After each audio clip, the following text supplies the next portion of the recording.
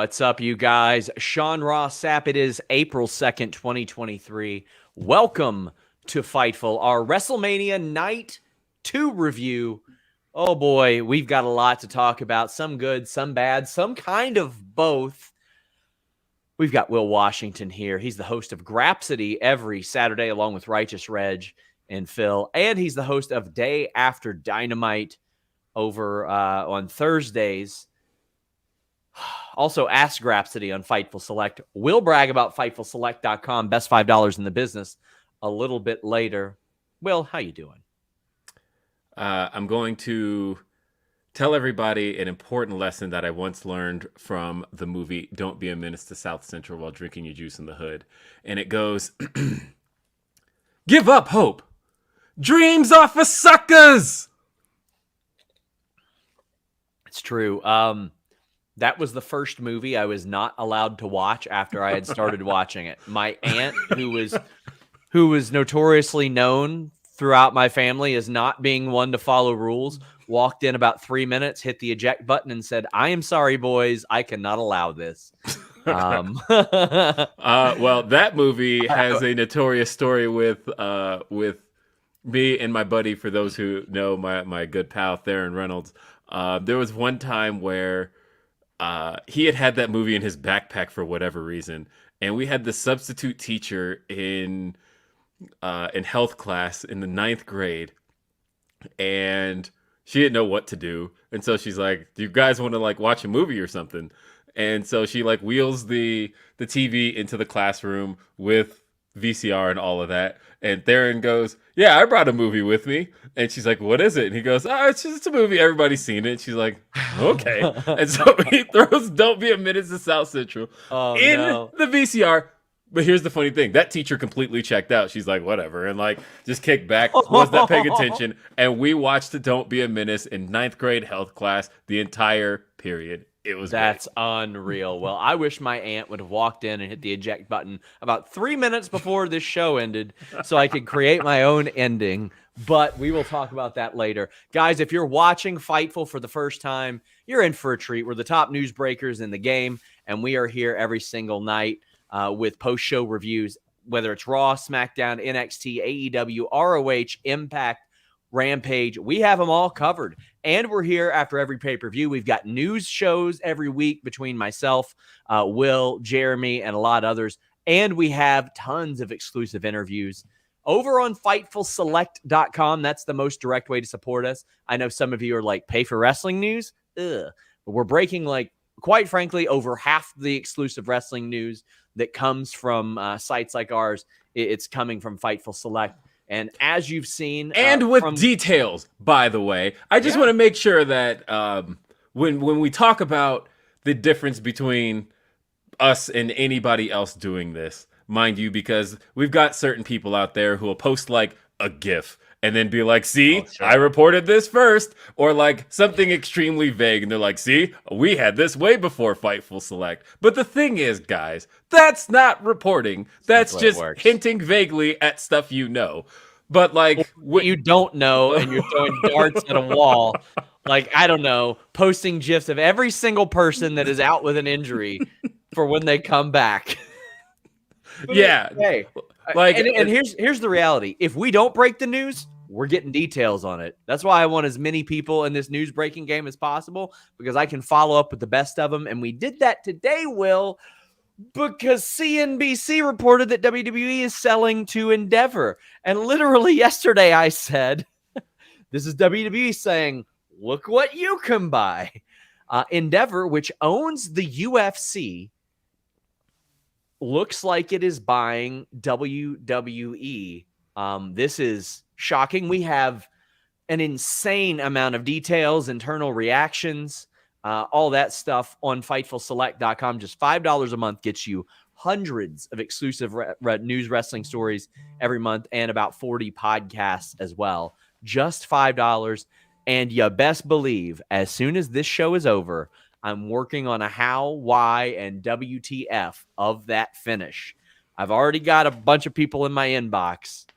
Oh, boy. Oh, boy. Oh, boy. I have... FightfulSelect.com, by the way, we had the rundown for the show this morning. That ended up being the way it was. We got a ton of backstage news as well, and unfortunately, news on Shane McMahon's injury as well. But oh, brother, I've heard from a few wrestlers tonight who are just flabbergasted, and it's been. I think even just a lot of people are feeling like, at what point does the work not count anymore? And here we are. We're here another night of WrestleMania. I still think, look, I said last night was an all-timer. I believe that. I felt that last night. It was dang good. And tonight was not quite there. Not quite all the way there. There were some things that were out of WWE's control, and then other things that were fully in their control. But this was not quite what last night shaped up to be. Yeah, and while this show is going on, I'll actively be working on a story about Cody Rhodes losing the main event to Roman Reigns. It'll be up on FightfulSelect.com. We'll talk about it some on this show as well. But that's the end of the show. Right now, if you're watching, please leave a thumbs up on this video. Please subscribe. Turn that notifications bell on. Again, I think we do live broadcasts better than anybody. But if you don't want to subscribe to FightfulSelect.com, you don't want those great Q&As, the news shows, the exclusive news, all that stuff, you can donate a super chat. You can donate a Humper Chat here on youtube.com/Fightful or Humperchats.com. Humper Chats allow us to get questions or statements even before we go on the air. And our great moderator, Luis, will collect them, like Jake Salazar saying, Will Washington, looks like Jake was right again. 3 laughing emojis. Love you, Will. You're great. Don't flock me. And Joey Bag of Donuts says, Will, lean into the prisoner of the moment thing and be like Gorilla Monsoon and declare every recently completed Mania the greatest of all time. I think this one kind of screwed itself over at the very, very end. I don't even think prisoner of the moment can do that. Yeah, I mean, look, I said it as one of the last things I said right before the finish was, or right before the main event, I said, this show had some rough spots, but they can end it positively. And you know what's interesting? Okay, we'll get to that when we get to the main event. I don't even want to harp on that so early on, but man, do I have some feelings on that main event. Whew. Yeah. Yep. Jake Truman says, really disappointed LA Knight never had his moment. He's got the opportunity to have more moments. But yeah, I really think a what yeah would have been pretty fun. And then a kick wham stunner. Oh, we got to talk about, look, Nick Khan and his statement that there's a ton of surprises planned for WrestleMania. Look, KSI, Pat McAfee, Shane. If JCL. If that's what he meant by surprises, that man is Lyle Landley. That man sold the freaking monorail to Springfield. That is Nick Khan. Yeah. And again, Nick Khan is very well regarded in the sports world. I can tell you that people that I talked to from Endeavor were very excited to have him involved with them moving forward. And when you look at the landscape of WWE and how they've maximized revenue, you see why. Like, he's a powerhouse. He's a visionary. Like, he is a lot of the business end of what Vince McMahon kind of was in the 80s, I feel. Like, he's very smart about those things and applying sports in the right area where it needs to be applied. However, that was not a lot of surprises. There was no Austin. There was no Orton, as speculated. By the way, be sure be careful where you get your news from. We included Steve Austin, Randy Orton. Like, yeah, we hear speculation. It ain't confirmed. Nothing like that. We could not confirm Randy Orton and Steve Austin were set for this show. We never reported that Gangrel was set for this show. We never reported that Christian Cage was set for this show. I don't know how anybody... Why in the hell did people think that an AEW wrestler was going to be on this show? An AEW wrestler, by the way, 2 years into his deal. So there's that. And an AEW wrestler promoted heavily for their Canadian tour coming up. He's all over their marketing. So I do have questions, though. Questions about this Endeavor deal. Sure. Because I'm sure all of it will be answered as time goes on. Some of these are a little bit rhetorical because I don't think the answer exists in the moment. But thinking about WWE and how in the last 5 years they've built a very, very strong relationship with Saudi Arabia, to the point of where a lot of people believed that Saudi Arabia was the leading buyer for WWE. However, thinking about Endeavor's history with Saudi Arabia, Endeavor actually gave a check back to Saudi Arabia and has chosen not to do business with Saudi Arabia. Yeah. So I am very curious what this could possibly mean for that relationship. I'm not sure. I know that there was, what was the it was like 2019 when that happened. Mm-hmm.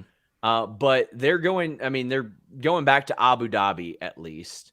That's going to be happening. So who they choose to do business with has been it's been hit or miss in a lot of situations. And I was told that it's not necessarily off the table to continue that because it is already on the table or it is already completed. At least that's what people in Endeavor claim to me. They don't think that it's necessarily off the table as of yet, as we had in that report, but I guess we'll see. But we got lots of super chats, lots of humper chats. We love hearing from you guys, and we are the most interactive podcast out there. Oh boy, Gisberto hit me with the thumbnail. Here it is. Where is it? Well, let's get this thing uploaded. Damn, bro. America's nightmare. Well, let's go ahead and talk about this. Again, big thank you to Luis, who is collecting the super chats. Daniel says, quick shout out for World Autism Awareness Day. Inclusiveness in this world is everything. Much love to Fightful for the great work. Yeah, thank you for mentioning that. My sister is autistic. My wife works with special education as well. So a big thank you for that. When I wrestled, we would always, myself and my tag team partner, always donated our earnings towards the Southern Ohio Autism Project. So that's something very near and dear to my heart. So thank you for sending in that super chat. That means an awful lot to me. K775 says, have you heard anything about surprises or potential call-ups and announcements? I had heard a while back that they were looking at Cameron Grimes. I heard he got more jacked even during this time off. That's a name I haven't heard in forever. I know. When he popped up on the SmackDown dark match, I asked about it, and they said, well, we don't put NXT talent on SmackDown dark matches. They are only on Raw dark matches and main event. I said, aight. As far as who's coming in, they're about to sell the company. There's a real good possibility they ain't hiring anybody. How long ago did I report that they were about to sign Authors of Pain? That was a while back. Name one hire this year. I can't think of one. SAS says, please tell me something big surely is going to happen at Raw after Mania, right? I had heard that they were hoping to maximize that as well. And I continue to feel like they maximized pageantry of WrestleMania tonight as well. We will talk about Snoop Dogg being quick on his feet in a bit, but Adam Russo says WWE will never stop being WWE. I will ask Luis to take those and apply those super chats to the main event, which is clearly what that is about. Wombat in Combat says, I don't think Mania needs 2 nights. It's overkill. Tonight wasn't as good. I disagree with this. I prefer the 2 nights. I do too. They put 80,000 in the stadium 2 straight nights, so they ain't going back anytime soon. Right, and so on Denise's channel and over on the Amazon thing she was doing, we did a look back at all of the WrestleManias, and I just recently rewatched WrestleMania 35 to review, and that was, of course, the last single-night WrestleMania. That show took forever, and the crowd is completely dead after Kofi Mania. And I remember thinking after rewatching it, I thought, you know what? If Kofi Mania was the main event of night 1, and then we had a second night of WrestleMania, I think a lot of stuff on that show would have benefited from having a fresh, rested crowd that got something else the next night. And so, no, I actually don't think they should ever go back. I think WrestleManias have, it is what it is. It's a 2-night event now. I agree. I agree. It's a 2-night event. I like it. The pacing is much better than one night, even with the breaks in between the matches. Like I just like 7-8 hour things. Oh boy. Jay Miller says, no Shotzi Tank, nothing for Bobby or LA Knight. Demon loses. Cody doesn't finish story. Night 2 couldn't have gone worse. Yeah, they had the Shotzi Tank there. They had the Bobby, the Andre trophy there. They brought it over there for an entrance, but it didn't end up happening. I mean, yeah, we got the Bobby trophy and just the pose, and that was it. Literally, that's all we got. I can't believe that. Like that, you brought that over for that? You could have sent Bobby home. I mean, I'm sure he got his WrestleMania paycheck for that, but nonetheless, that's what you brought Bobby Lashley over for? Yeah. We got What's a Percentage Wood saying, with Endeavor buying WWE, do you foresee Triple H staying in this role? Yes, I do. I think at least right now, and again, this is in our piece on FightfulSelect.com, there was a huge, 8-month period that WWE has shown we don't need Vince McMahon. And in fact, we're better in almost every facet without Vince McMahon. Vince McMahon was dragging the company down in so many different ways. So I think they should. And I think I wouldn't be surprised at all if Stephanie comes back. Not even one little bit. Zach Schimmel sends a super chat saying, subscribe to Fightful Select. Thank you very much. And right now, if you want an even more angry review, Alex Pawlowski and Kate will be live, and will probably be live well after us this time, because boy, do they got some bitching to do tonight. FightfulSelect.com. Again, you get 40 shows a month as well. Whew. Well, we are finally into some super chats about the matches. Brock Lesnar defeats Omos. This went about exactly how we thought it would go, Will, and anybody that had any idea of how it would go. Brock beats Big Man with F5. This was quick and painless, and also quite unnecessary, Will. Yes. I had two thoughts here. I thought, one, better than I expected. Sure. I mean, Brock took a whole bunch of offense. Brock sells like a maniac, and it's great stuff.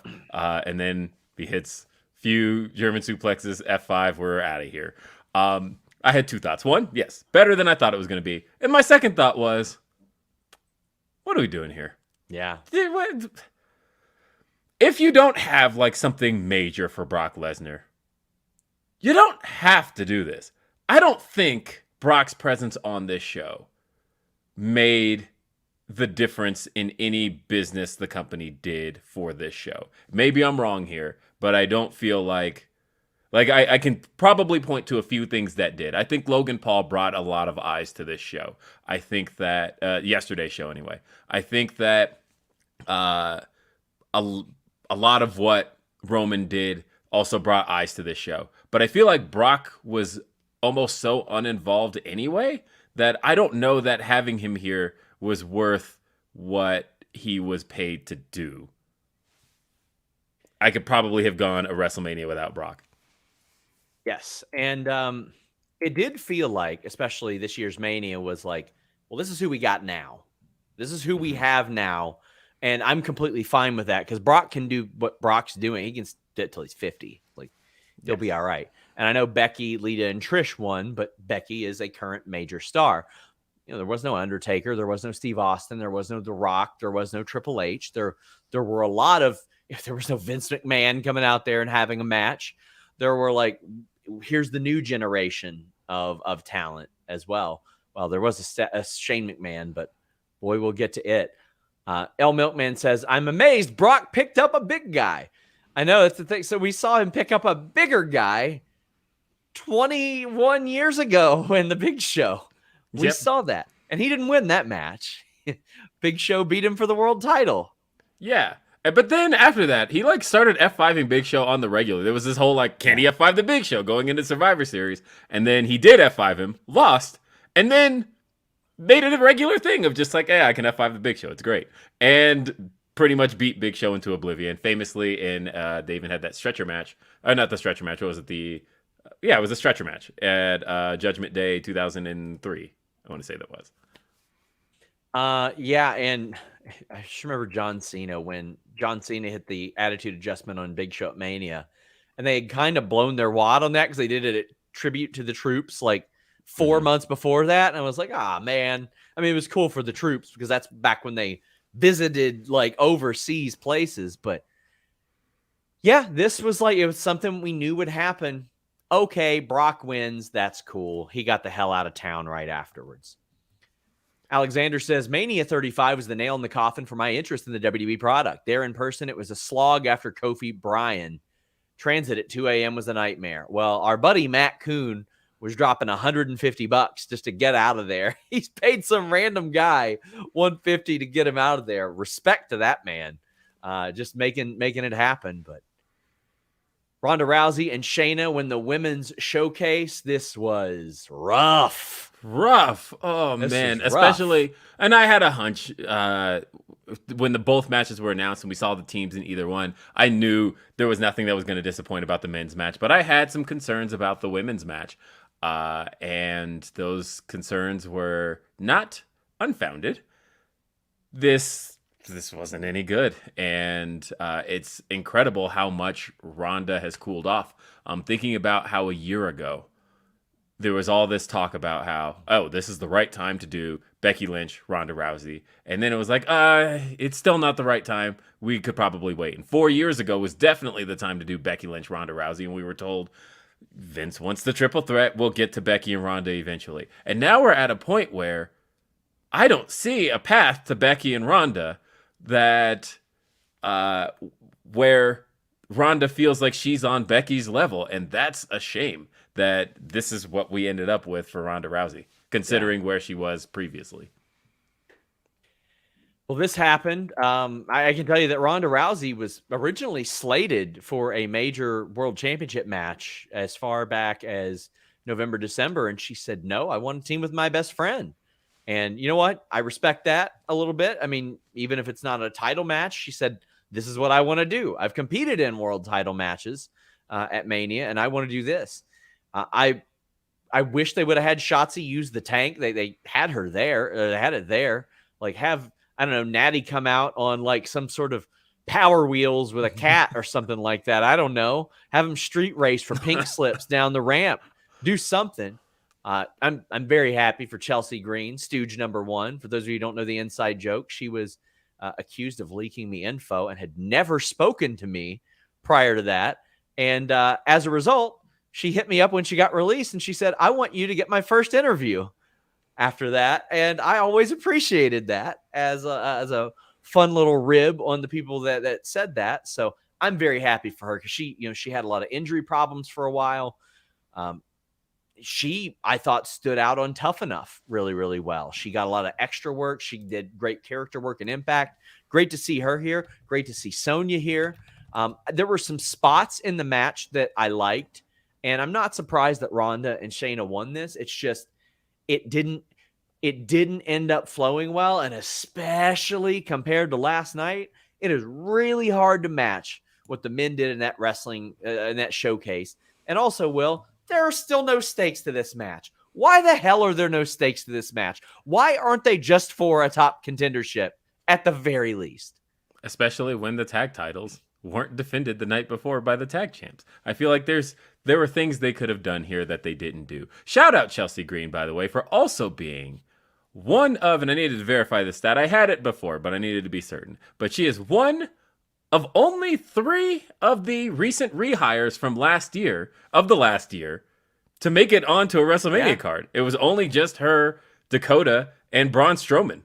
None of the others that were rehired in the last year, not Johnny Gargano, not Dexter Lumis, Hit Row, none of them made it onto the WrestleMania card. It was literally just those 3. Man, guys, we will imminently have a story on, or with some exclusive details on the development of the finish of WrestleMania on FightfulSelect.com. So subscribe, and we'll add a little more color tonight as well. We've got Parker Hines saying, sorry if this sounds mean, but I feel like there's a curse on any Shotzi pay-per-view match. Sorry if that's mean. I don't think that's mean. I think that's a very fair observation that it seems like it's snake bitten. I think she's fantastic, but yeah, very unfortunate because I like almost all the ingredients in this match. It just wasn't for me. No. JP says the Brock. Yeah. Go ahead. Sorry. No, sorry. You go ahead. JP says, the Brock match is what Cena match should have been. Omos seems like a monster even in the loss. Theory seems even weaker. Will, I agreed with your tweet that despite the pointlessness of that Brock match, I enjoyed it more than the Theory Cena match. Like, I wasn't like offended by it, but it was very paint by numbers and all that. Yeah, like I was offended by Cena in Theory, and I think just on the fact that in Victory, I don't feel like Theory is any better for having beaten Cena there the way that they had him beat him. But on the other hand, I agree with that super chat that it does kind of feel like Omos, for what he was able to take to Brock as long as he did in that very short affair, because that match went 4 minutes and 55 seconds. That's a great stat, by the way. I love that. Mostly because for those of you who follow cage match, you know that you can't rate cage matches or cage matches if they're less than 5 minutes. This match was 5 seconds less than the 5 minute mark. You can't rate Brock Lesnar versus Omos. That match is stuck there. Even if you hated it, there's no reviewing it. I actually loved that. But either way, I thought Omos, just for what he was able to take to Brock Lesnar, comes off better, and I feel like a lot of people are coming away from that going, oh, okay, Omos was able to do that. That's pretty good. Whereas with Theory, they're like, I don't know that Theory gained anything from that win with Cena. So in the end, I think my enjoyment, I got more out of the opener of Night 2 than the opener of Night 1. That's not to say that I got that from anything else in the show, though. Some notes from the press conference. Roman said that he didn't know anything about the sale. They're lucky to have him. And Triple H confirms, get this, Shane McMahon tore his quad. Oh my God. So let's go ahead and talk about that. We'll go ahead and skip around. Snoop Dogg and The Miz come out. And when I saw how much time this was budgeted, I said, oh, Miz is having another match. Snoop Dogg and Miz have a back and forth, and Snoop's like, well, you got another match. I don't think anybody expected Shane McMahon to come out. No, when that music hit, I had to be certain that's what was happening.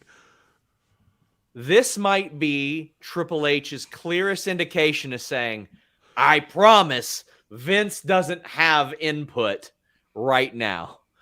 14 months ago, Vince McMahon told his confidants that Shane McMahon, his own son, would never get another pop in that company as long as he ran it. Hours after there's a reported sale almost finalized, Shane's like, hey, what's up? But he gets in the ring. Winded as hell. Huh? He was so winded when he got in the ring, by the way. Gets in the ring. And I mean, again, amazing pop. Shocking moment. A little bit weird that he had a match. Lashley, LA Knight. A lot of other people didn't. But you know what? I get it. It's Mania. Shirley potatoes Miz numerous times. And then tears his quad on the drop down leapfrog spot. And that sucks. Yeah. That sucks. Usually what happens in that situation is like a guy like The Miz would just pin. I'll give you a good example. Shelton Benjamin versus Jeff Hardy. Shelton Benjamin fell off the top rope in a botch. Jeff Hardy wisely immediately pins him. And you say to the person, kick out if you're good. It was very clear immediately. Shane McMahon was not good.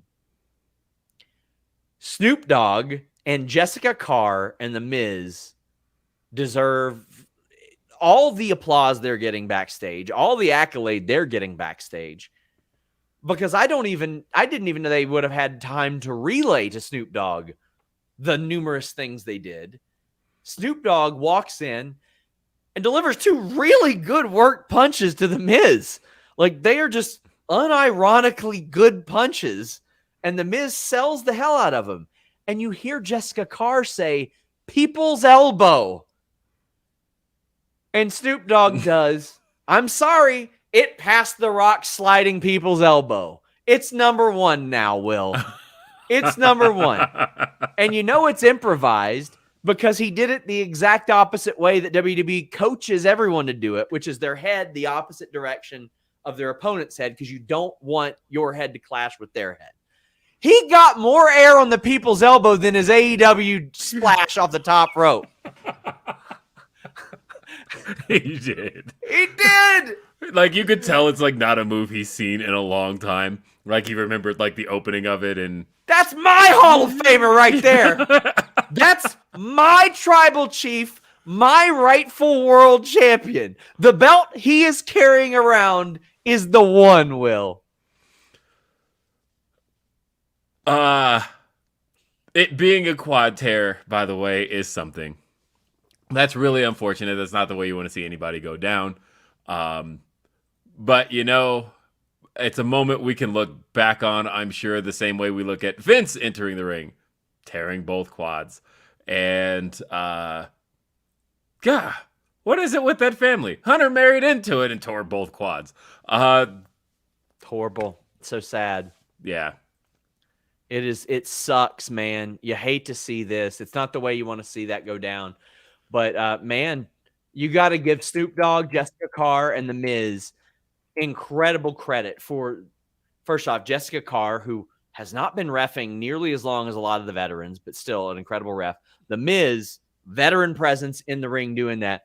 But Snoop Dogg, like, he delivered, man. He did it. Who produced that segment? Because I am curious about a lot of things. Like, who had, I guess, the forethought to feed to Jessica Carr people's elbow? And unless that was just like a Hunter calling her headset, but I will tell you in one moment. Okay. Either way, yeah. Michael Hayes, of course. Michael yes. Hayes, who has produced every Bloodline segment for months and months and months. Michael Hayes. That's incredible, man. Doot, fucking doot is all I can say. It was great. It was it ended exactly how it needed to. And for, like I said, unfortunate what happened to Shane. I was already kind of like head scratching, like, Shane's the surprise here. You don't have anybody else. Nobody's coming out behind Shane. Especially considering this started out as a WrestleMania rematch. Shane McMahon beat The Miz at WrestleMania 35. That's a match that actually happened already. So when that was the match it seemed like we were getting, I thought, you're not even surprising us with something fresh or new. And then it somehow turned into Snoop Dogg versus The Miz. And Snoop Dogg got the victory, got to celebrate with his belt. We heard nothing but a G thanks some more. Great stuff. I'm glad we got to hear that for another night.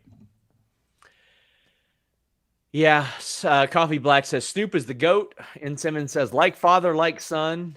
Tim McFowle says, hot effing garbage. Shane gets a match, but Lashley has to come out and smile. LA Knight doesn't even get that. Then that finish, brutal. Fabian Street says the Lashley spot was weird, so pointless. It was. It seemed like there you go. And I can tell you, Lashley was pushing for a match on Mania. They had literally, when I went to that house show last week, Lashley cut a promo about not knowing what he's doing on Mania, but he will be at WrestleMania, and you can count on that. And it seemed like he was really trying to get his hometown Denver crowd kind of hyped up about the fact that he's going to be at WrestleMania doing something. But yeah, he just comes out there and stands there. He certainly was. I thought for certain when his music hit, I thought, okay, insert something into this card. I know it feels like there's already a lot on this card, but you can insert something, even if it's just a quick thing. And then when he just stood there, I'm like, don't you dare fade to a video package. Don't you dare. You faded to a video package. We're out. That was it. Well, we mentioned today that Endeavor might be buying WWE. Nick Khan said recently he's open to charging full price for pay-per-views again. You know what I have to say about that? Get ready to learn NordVPN.com/Fightful, buddy. NordVPN.com/Fightful. You want to know why I am so eager to buy UFC pay-per-views? Because I'm paying about 1/6 of the price. That's Endeavor owned. Please don't sue me. NordVPN.com/Fightful allows you to change your virtual location with one click. That way you can access content from all over the globe at the prices that they pay for that content. It's the fastest VPN in the world, and it works on all your devices. The PC in front of me, the Surface Pro to my left, the phone right in front of me, the smart TV over there in the corner, the router that is to my right, all covered on one subscription with NordVPN.com/Fightful. You can get a pass, a locker, a VPN, or all three with their various tiers. And you can protect your data from snoops and criminals alike. But you can access shows around the globe. I'm going to London in July. I want to be able to watch content that I want to watch, even when it's from back home. When I was on the plane, I was watching Dynamite on my way to Los Angeles. It cut off in the middle because I switched time zones. So all I had to do is fire up my NordVPN.com/Fightful. Was able to continue watching it. It is great. It's got a great deal right now. I think it's 4 months free, a free gift, and a 30-day money-back guarantee. So you can check it out. You can try it out. And if you don't like it, you get your money back. NordVPN.com/Fightful. You don't want to miss out on this. You can watch AEW without commercials with their fight subscription that they have as well. Check it out, my friends. You guys are going to love it. Get ready to learn NordVPN.com/Fightful, buddy. Oh, boy. Carlos Alvarez says, or Ajay says, I already have NordVPN. How do I still use the promo code? Hi, Mom. I'll find out. I'll hit him up. I'll hit up my dude Jake and see what we got here. Man, Drew Nicholas with a big monster super chat, as did Zach Schimmel. Jesus, Howard, Christ. Zach Schimmel sent one of the biggest super chats we've ever had in our life. But let's talk to Drew first. He says, Streamlabs has been wonky, so here's a lot of money for my faves. Wore my Roman stuff as a bit on the watch-along. By the way, check out our pay-per-view watch-alongs on Twitch and Overbooked. It says, I wore my Roman stuff as a bit. My jaw dropped to the floor. It was not the right call. How do you finally not pull the trigger here? Please pray for Steven Jensen. Oh, Drew, my friend, I know you know, but we're going to spend a lot of time on that. Carlos says, Night 1 felt like Triple H's vision. Night 2 felt like Vince's vision. Clear which one is better. They claim to me that it wasn't a Vince call. That's what they claim doing that. And Triple H has said at the presser, we're not done telling the story.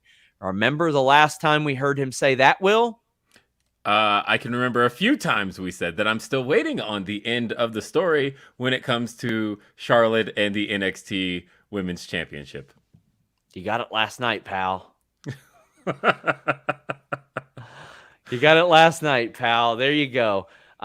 King C says we need more Titus on commentary. Any integration of Titus, I am very happy for. Like, I know you guys know what Titus does, but until you're on the road and in every damn time zone, like we are doing this media stuff, and you see all the community events that not only does he do, but he helps organize and he helps push for.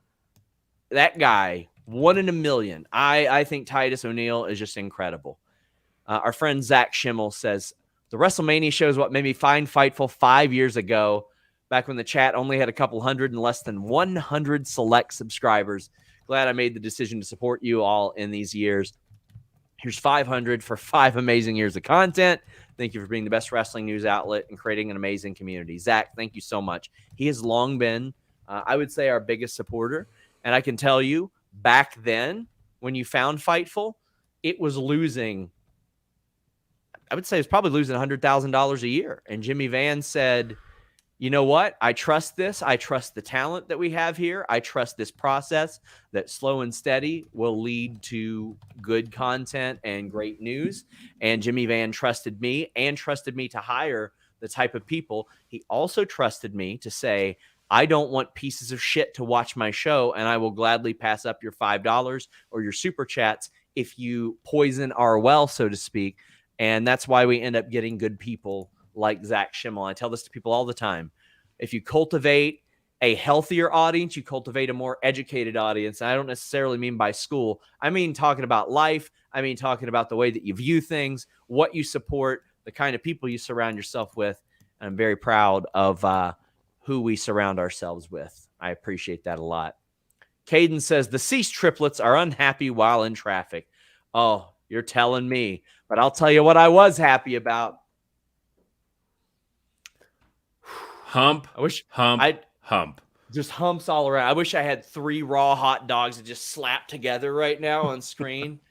That's what I want. We had Drew McIntyre, Sheamus, and Gunther just killing it. We knew it was going to be good. They are who we thought they were, Will.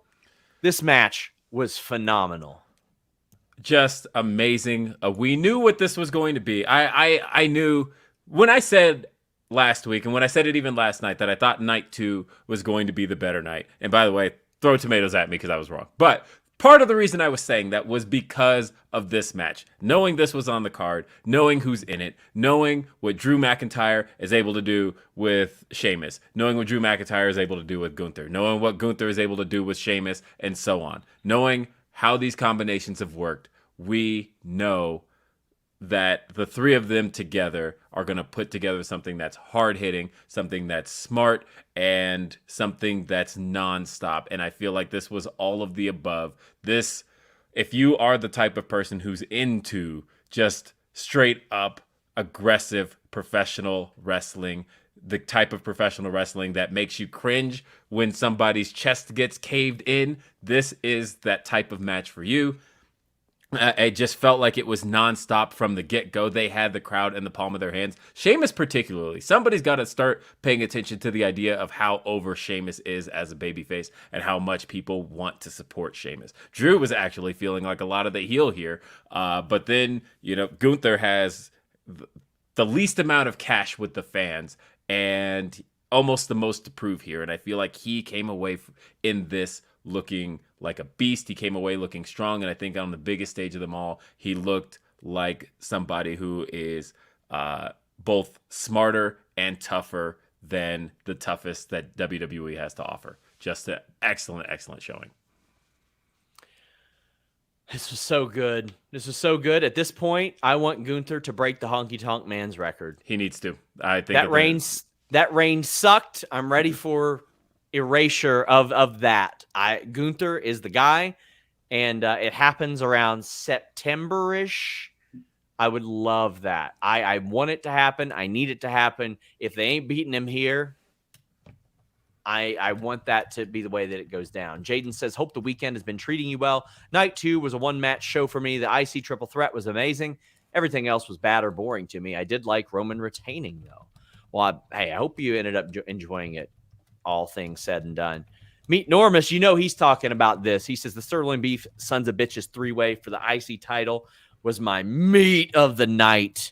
And he says, match of the night. Nothing happened after as far as I'm concerned. Listen, this was as good as we thought it was going to be. We knew it was going to be this great. We knew it was going to be awesome. It was. It was fantastic. It was just great. We also have Jaden Fox saying Ray versus Dom was best match of Mania in terms of storytelling, but the IC triple threat was best in terms of in-ring quality.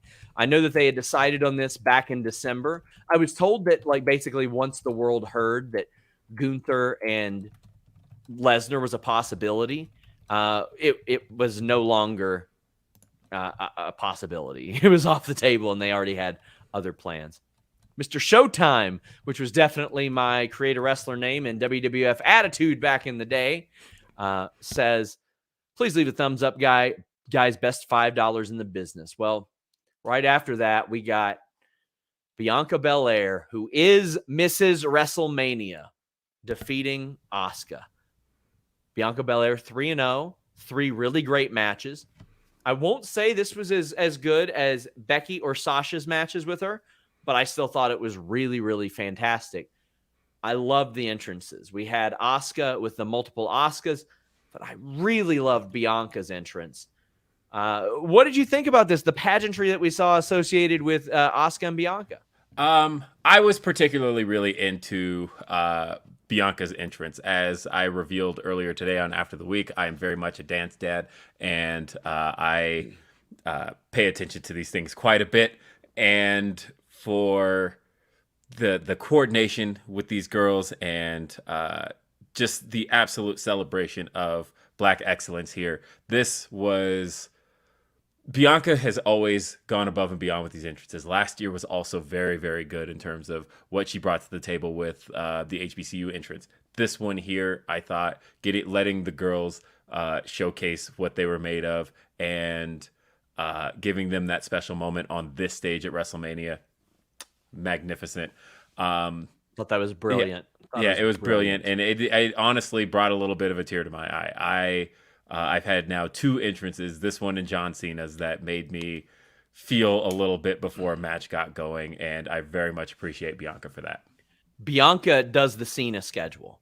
And I'm not talking about this one. I mean the old one. When he would make all the community events, Bianca is always doing media, always doing these community events. She is food pantry. She's there. Boys and Girls Club of Southern Nevada. She's there. Special Olympics. She's there. Make-A-Wish. She's there. Be a Star. She's there. I have seen her at so many. I mean, if you even watch our interview from a couple days ago, we talk about it. It's like, man, we're seeing each other nonstop at these things. She puts in the work. It is just really, really incredible what she did and what she did for so many of these kids as well. And I know a lot of people look at her and they're saying, "Oh, Super Cena, Super Cena." I see the positive qualities in John Cena in Bianca Belair as opposed to the negative ones. She's not actively holding talent down. She's not changing booking plans or anything like that. She's not sabotaging people on the microphone, which we saw Cena do at times. I think that we're seeing some cool stuff. I love this match. I just thought this was good. That deadlift suplex, I was so pleased with the reaction that got. The mist leading to the finish, the mist leading to the finish, I thought was good. She's like, seen this one work on too many people.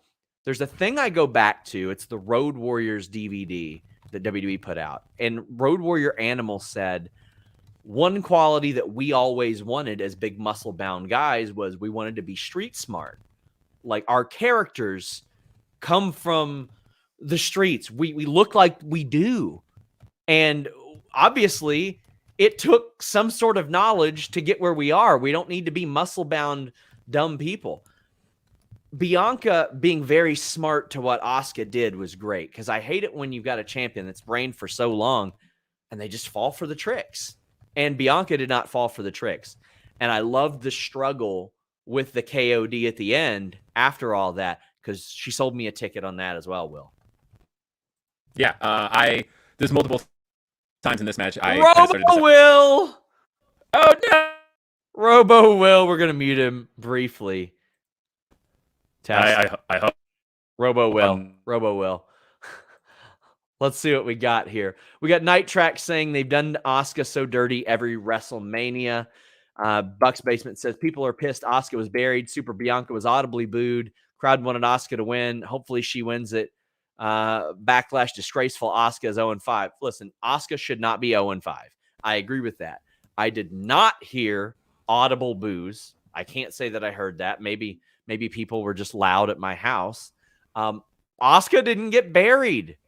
What are you talking about? She got buried. She had a very good competitive match at WrestleMania with a year-long reigning champion. There's nothing buried about that. Zack Ryder. I'm not still roboed. You still are. Zack Ryder not knowing how to change a tire, being cucked by John Cena and thrown off a stage was being buried. This is not being buried. Oh, shit. I'm over here now. Anyway, we got Mr. Acosta saying Triple H mentioned the little girl that Bianca danced with, found out her mom passed away in the morning. Heartbreaking. I want to send our love to that girl. That is absolutely tragic. Will, are you back? I hope so. You are back. Hell yeah. All right. No, I don't believe Asuka was buried. I think that if you had asked me back at Elimination Chamber, I would have said, I think it's Asuka all the way, and I think it's time to crown her champion. However, I feel like the way everything had gone going into WrestleMania from Elimination Chamber on didn't necessarily paint Asuka as somebody who I believed was on her way to a Raw Women's World Championship. And so in this case, I was okay with either result. I still believe now that there's to me a strong call for Rhea versus Bianca. You could do that at very soon here. I think if you are planning on doing any type of championship thing, I don't know that they are. It's just the thing I want to see. I think Bianca is the right person for it against Rhea. I enjoyed this though. I think this was a really, really great match. I agree with you pretty much everything you said about the KOD and the fact that they did sell me a ticket on everything about that finish. I thought for a moment there that was it. That all right, Bianca's streak is over. But in the end, she retained with. And again, the KOD is one of my favorite finishers in wrestling today. It's so solid. It's so quick. It's so good. No, I think people are misremembering what Super Cena was, and not just talking about like the verbal burials, but like the idea behind Super Cena, of course, was that a John Cena match used to consist of him getting his ass kicked for 10 minutes and then making a quick comeback with one or two moves. That was more Brock and Omos tonight than anything. But that's not what Bianca does in her matches, and that's not what Bianca did here. You don't like the idea of somebody winning. And that's okay to feel that way. But ultimately, I think for building what Bianca's building as a main talent in WWE, she's becoming quite the star, and I am 100% for it. Buck's Basement says, may I recommend you do an article calling out WWE on treating its Japanese wrestlers like trash? Did you know a Japanese wrestler has never won Mania? If you told that to Vince, he'd tell you Yokozuna had. But he would.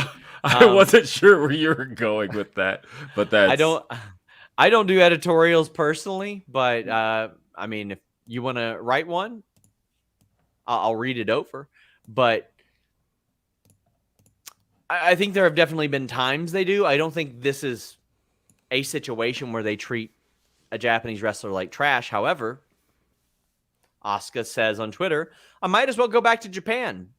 But I bet a lot of you guys, my friends, will miss me when I leave WWE. Now I need the power of your anger. Let's bring chaos to the women's division with me. Poop emoji. Let's bring chaos to the women's division. Let's bring chaos to the WWE. I would love to see a more aggressive Asuka emerge from this. I would love to see that. I also want to see a new flair to Bianca's character as well. I thought you were going to say to Charlotte. I thought, dude, is there something we're not aware of here? Is there a new flair on the way? Chaos Control says, Asuka wasn't buried, just tired of seeing her lose important matches. This time she even came back with a new gimmick and didn't get over.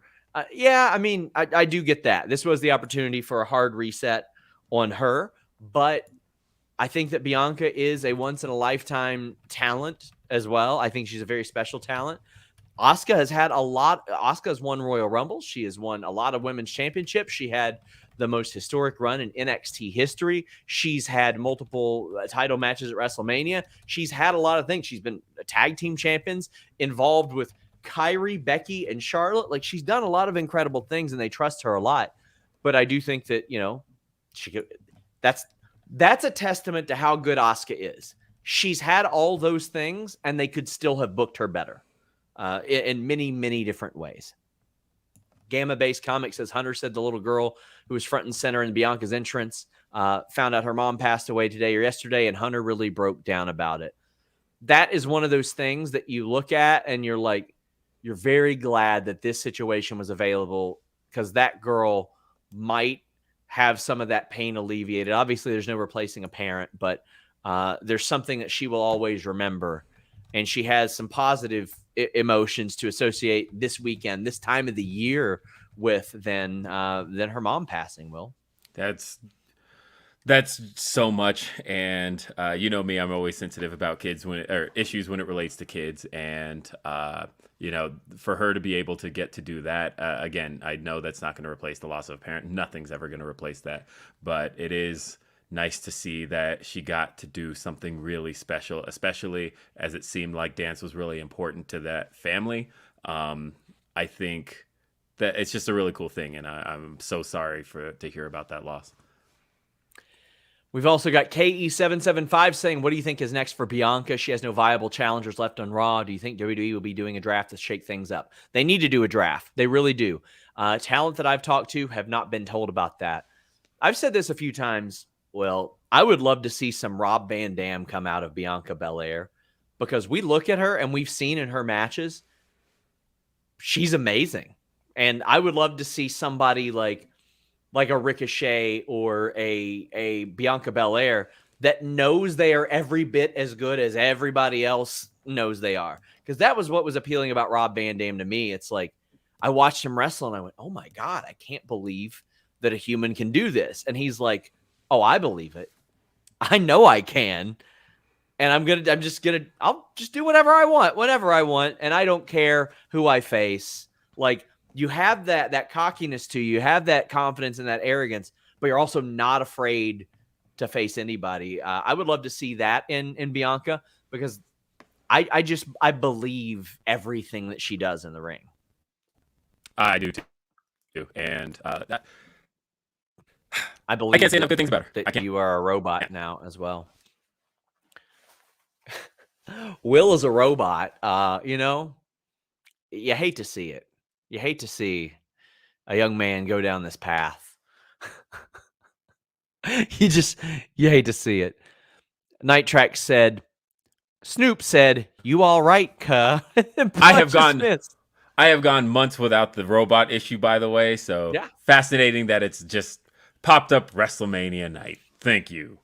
Issues. Well, listen, Will, there are no robots, no machines, nothing that's a shortcut to your own health. But you know what? We actually do have a shortcut to your own health. And Will's going to tell us about it. That's right. Look, I'm going to tell you guys a quick story. Oh my God, he's a robot again! He's a robot! This time! Oh my God! Fitbod, the app. Listen, Will's gonna get out and fix this. But we're going to tell you about Fitbod, and he's going to tell you even more about it momentarily. Man, check out this app, fitbod.me/PPV. Will, why don't you say something? Am I working yet? Nah, you're not. You need to, bam, now come back. Look at this beautiful app right here. We're just going to leave this up while I read a super chat, by the way. Cogged CG says, IC match humped, and Titus on commentary was amazing. Heel Drew versus face Sheamus, and give Gunther every record, please. What is your ideal booking forward with the IC title until he does it? Very well-booked people. I wouldn't mind seeing some battle royals or tournaments for title shots. Wouldn't mind seeing King of the Ring winner get one, but I want to see Drew and Sheamus more as a team. That's what I want to see. I want to see that, and I want to see people that earn title shots get title shots. But well, let's talk about earning. Let's talk about it. Am I okay here? Thank you. You're okay. All right. What I wanted to say was that, look, just got back from traveling to Los Angeles. And when I travel, one of the biggest things I'm guilty of doing is eating like crap. Denise took me to a place by her house called Alberto's, and they accidentally gave me 2 big burritos, I ate both of them. I ate street hot dogs. I ate airport food. I ate arena food.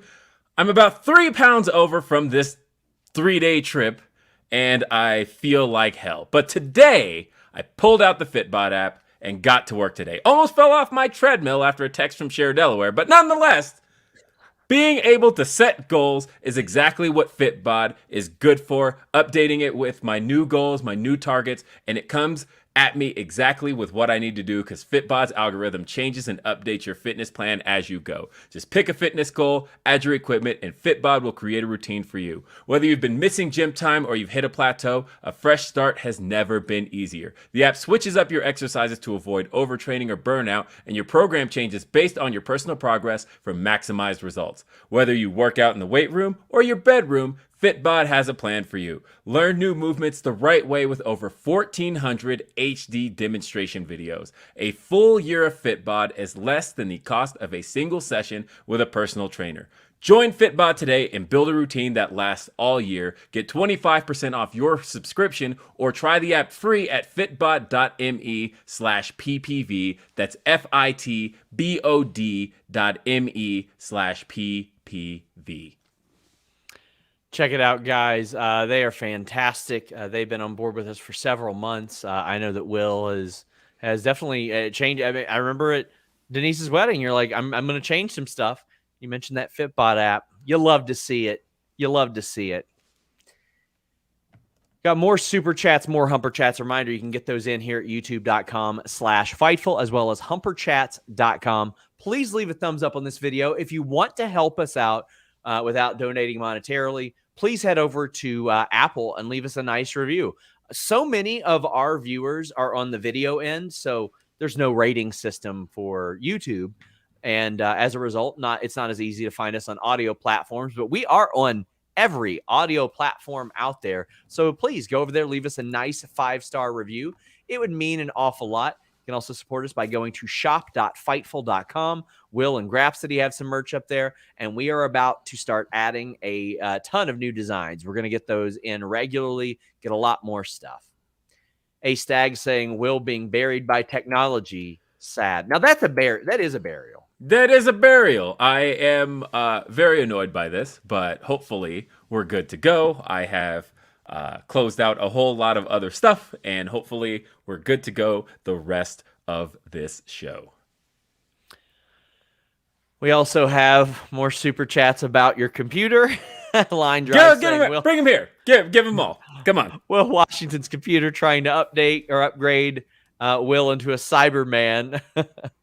We have a lot of chats about Roman and Cody, so we will be talking about that for a while. But we got Not So Magical Mike saying, give Asuka the title after Bianca beats Becky's record. Give her a long and violent reign and a Mania win. That, or have her win every non-title feud she gets put in. Maybe Charlotte again. I would love to see a dead set Asuka mowing down people to get back to the top, to get back to where she needs to be. I do wonder. I think about the point that one of our previous super chatters, and sorry if I forgot who made that point, but the point that Asuka really hasn't had a whole lot on the main roster, and she's been on the main roster now for 5 years. I do wonder what it is that somebody up there doesn't see that Hunter saw in NXT. Because I get the frustration from Asuka fans that you keep waiting for that moment, and it's just not happening the way that you see it, whether it was WrestleMania 34, losing to Charlotte and ending the streak there, or kind of everything that happens after that, her not even getting into having a match at WrestleMania 35, which we confirmed was supposed to actually happen, and then all of a sudden she gets the title stripped from her the week before WrestleMania, and is inserted into the triple threat match. So I get it from that frustration standpoint, but it looks like we're joined by somebody very familiar to these shows. Hey man, I'm back once again. What's up? Denise, great to see you. Great to see you, man. Where's There's these so layouts? much to say. There's so much to say. Just cue me wherever the hell you want me to start, man. We're about to get into Balor and Edge, but I'd like your overall thoughts, and obviously your thoughts on that. And hey, how about your presser thoughts as well? Because we haven't gotten a ton of notes from there. I heard there was a Punk reference. There's a lot to get into about that really quickly. Okay. So, all right. So the funny part was Nick Hausman, because Nick started off by asking Roman Reigns and Paul Heyman about the WWE Endeavor reports. Yes. And Roman Reigns basically kind of gave him like a whatever answer, like he didn't really want to like answer it, whatever, right? So he tried to work his way like around it. Paul Heyman, though, on the other hand, blasted Nick in the most funny freaking way ever. He basically told him that he's always starting drama at these press conferences, alluding to the CM Punk all-out media scrum, and basically told him that they were kind of just laughing, like even Roman Reigns was laughing, and it ended up being like this big old interaction. I posted the clip on Twitter. You can watch it. It's really freaking hilarious, actually. And then on top of that, finally, Triple H comes out, and, you know, he's doing his notes, you know, the traditional running down things that he, you know, has to say and stuff like that. And then he says, "All right, Nick Hausman, go ask your question. Let's address the big elephant in the room. Someone give Nick Hausman a mic." So Nick Hausman gets his mic, and he asks his question, the whole question, as directed by Triple H. And then Triple H says, "No, I'm not gonna answer that." Like in the funniest way, like, "I don't have an answer for you" type deal. Like, "I'm not gonna talk about that. We're here to talk about WrestleMania." It was funny because he told him, "Nick, ask your question. Like, this is it. This is your chance." And Nick took it and he did his whole thing. And then he basically, Triple H was like, "No." So I fucking love Nick Hausman. So I also posted that up on Quit dropping F-bombs, Denise. What? Quit dropping F-bombs on our show. I'm sorry. It was an The cops are accident. there to arrest you for naughty language. All right. So, anyways, what was I gonna say? So that was that. There was also something actually really heartbreaking that Triple H mentioned on the show. Yeah, we just talked about that. Oh, you already talked about that? Yeah. So that was really heartbreaking to hear because, well, you know, that's just really sad. And then, yeah, that was pretty much like the biggest takeaways I would say from the actual scrum was really just the Triple H, Nick Hausman interactions, Roman Reigns, Paul Heyman, Nick Hausman interactions. And then as for the finish, my quick thoughts were, I just fucking couldn't believe, sorry, Sean, I couldn't believe it. I'm sorry, I was in shock the entire time. It was, I think it was wrong call to do. Were you surprised that, like, in the middle of all that, because I heard that Roman, you got your chair. I heard that Roman, like, told Nick to improvise a question. Were you surprised that he referenced Phil in that? I don't trust you asking questions. It's literally his name. No, Phil Brooks. I don't trust you. You're going somewhere with that. Phil these nuts. Brooks these nuts. Yeah. Where are we going with this, Sean? All right. That's exactly where we were going with. I know you were going with. Meanwhile, I'm dealing with all of this at the moment. But yeah, so I'm glad you don't have to travel with one of those, by the way, because multiple times, hell, at Revolution, I had to try and get my chair on the plane, and that's always a nightmare. At least you get to just go straight home. I'm trying. Well, I still got to walk, so I'm still trying to figure that out. But yeah, it was freaking crazy. I don't know what to say. I thought it was a great night of wrestling overall, but that Roman Reigns, Cody Rhodes finish was something that I most definitely wasn't expecting. I thought it was a bad call. Kind of had everybody just going like, "What the fuck?" and all my shit just fell. And so the chat thinks you're drunk, by the way. And I know you, and I obviously know you're not. Yeah. All right, well. She just hit the brakes.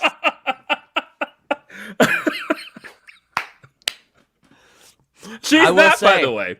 Oh, she's back. She's back.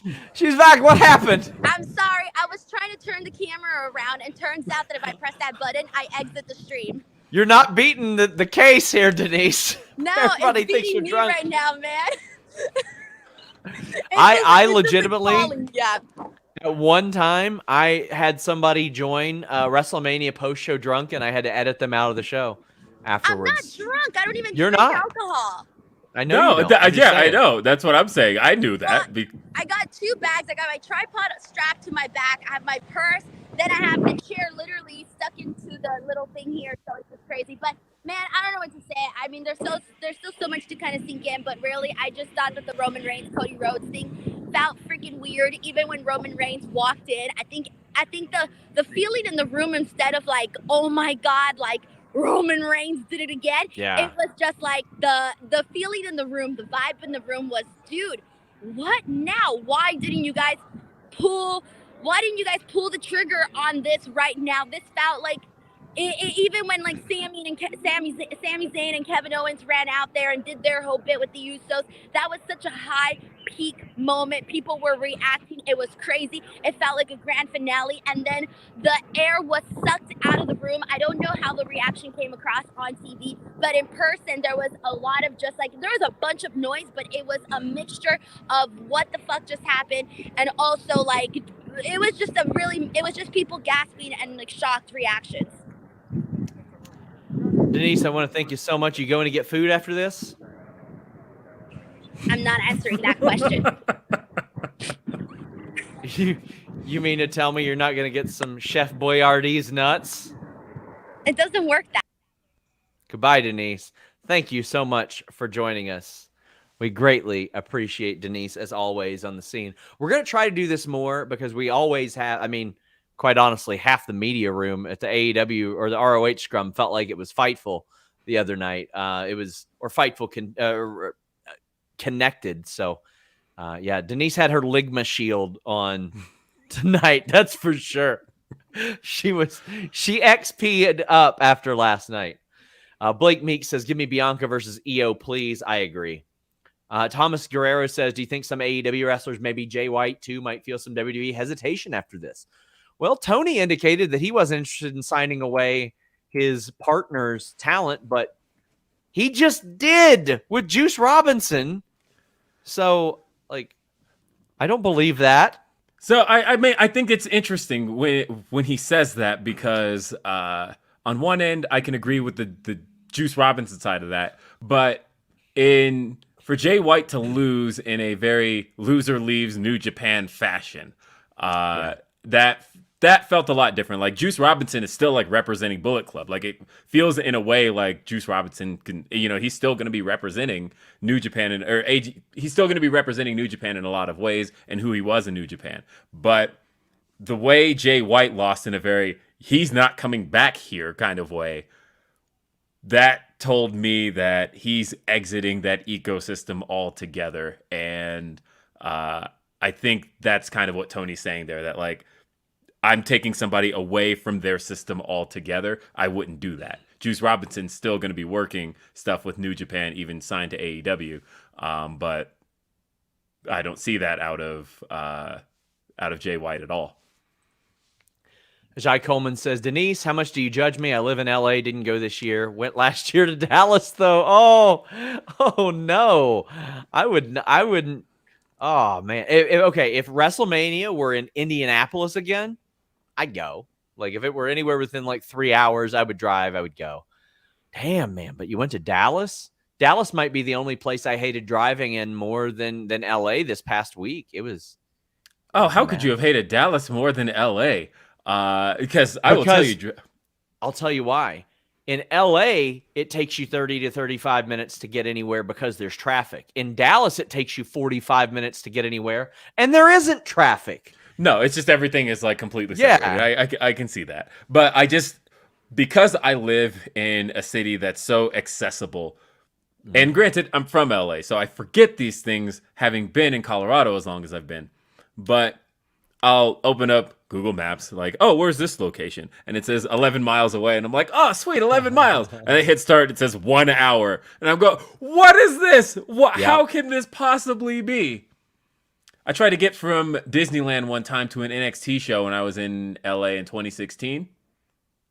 It said 20 miles. Sat in the car for an hour and a half. Oh, no. 20 miles where I live? 15 minutes. Yeah. You can drive 70 almost everywhere. Yeah. That's what I love. I can get any place I'm trying to get 20 minutes or less. Yeah. And that is just not the case in Los Angeles. Bring something to Denver, guys. I would love that too. They didn't bring shit to Denver. They haven't brought anything there for a long time, it feels like. Israel says, Jay White done with New Japan. You said TK says he's not signing New Japan guys. You say WWE's not signing anyone due to his sale. So where's he going? I'm not saying they're not signing anybody. I'm saying they haven't signed anybody in a while. So I still think he's going to WWE. So do I. Well, I can tell you where Demon Balor went to get a bunch of stitches in his head because he got split open real bad. Real bad. Stream says, Sean, read my comment or I cancel my Patreon subscription. JK, I love you, Sean. Thank you so much. And he says, please retire the demon gimmick after tonight. They made him lose an out the door edge. I get the injury, but it was a bad audible, bad booking decision. I didn't think Finn Balor had a chance in hell to win this, Will. And yeah, but I can agree with that idea that Demon Balor was such a protected character, really, up until the goofy Roman loss at the end of 2021, that I can agree with the sentiment that if you're not going to protect that character, maybe just don't haul it out. And also, Finn Balor will be 42 this year. He is not a spring chicken. He has many more years behind him than in front of him, which is unfortunate because I think he's good. But Edge, I just feel like this might be Edge's last big win before he starts putting people over on the way out.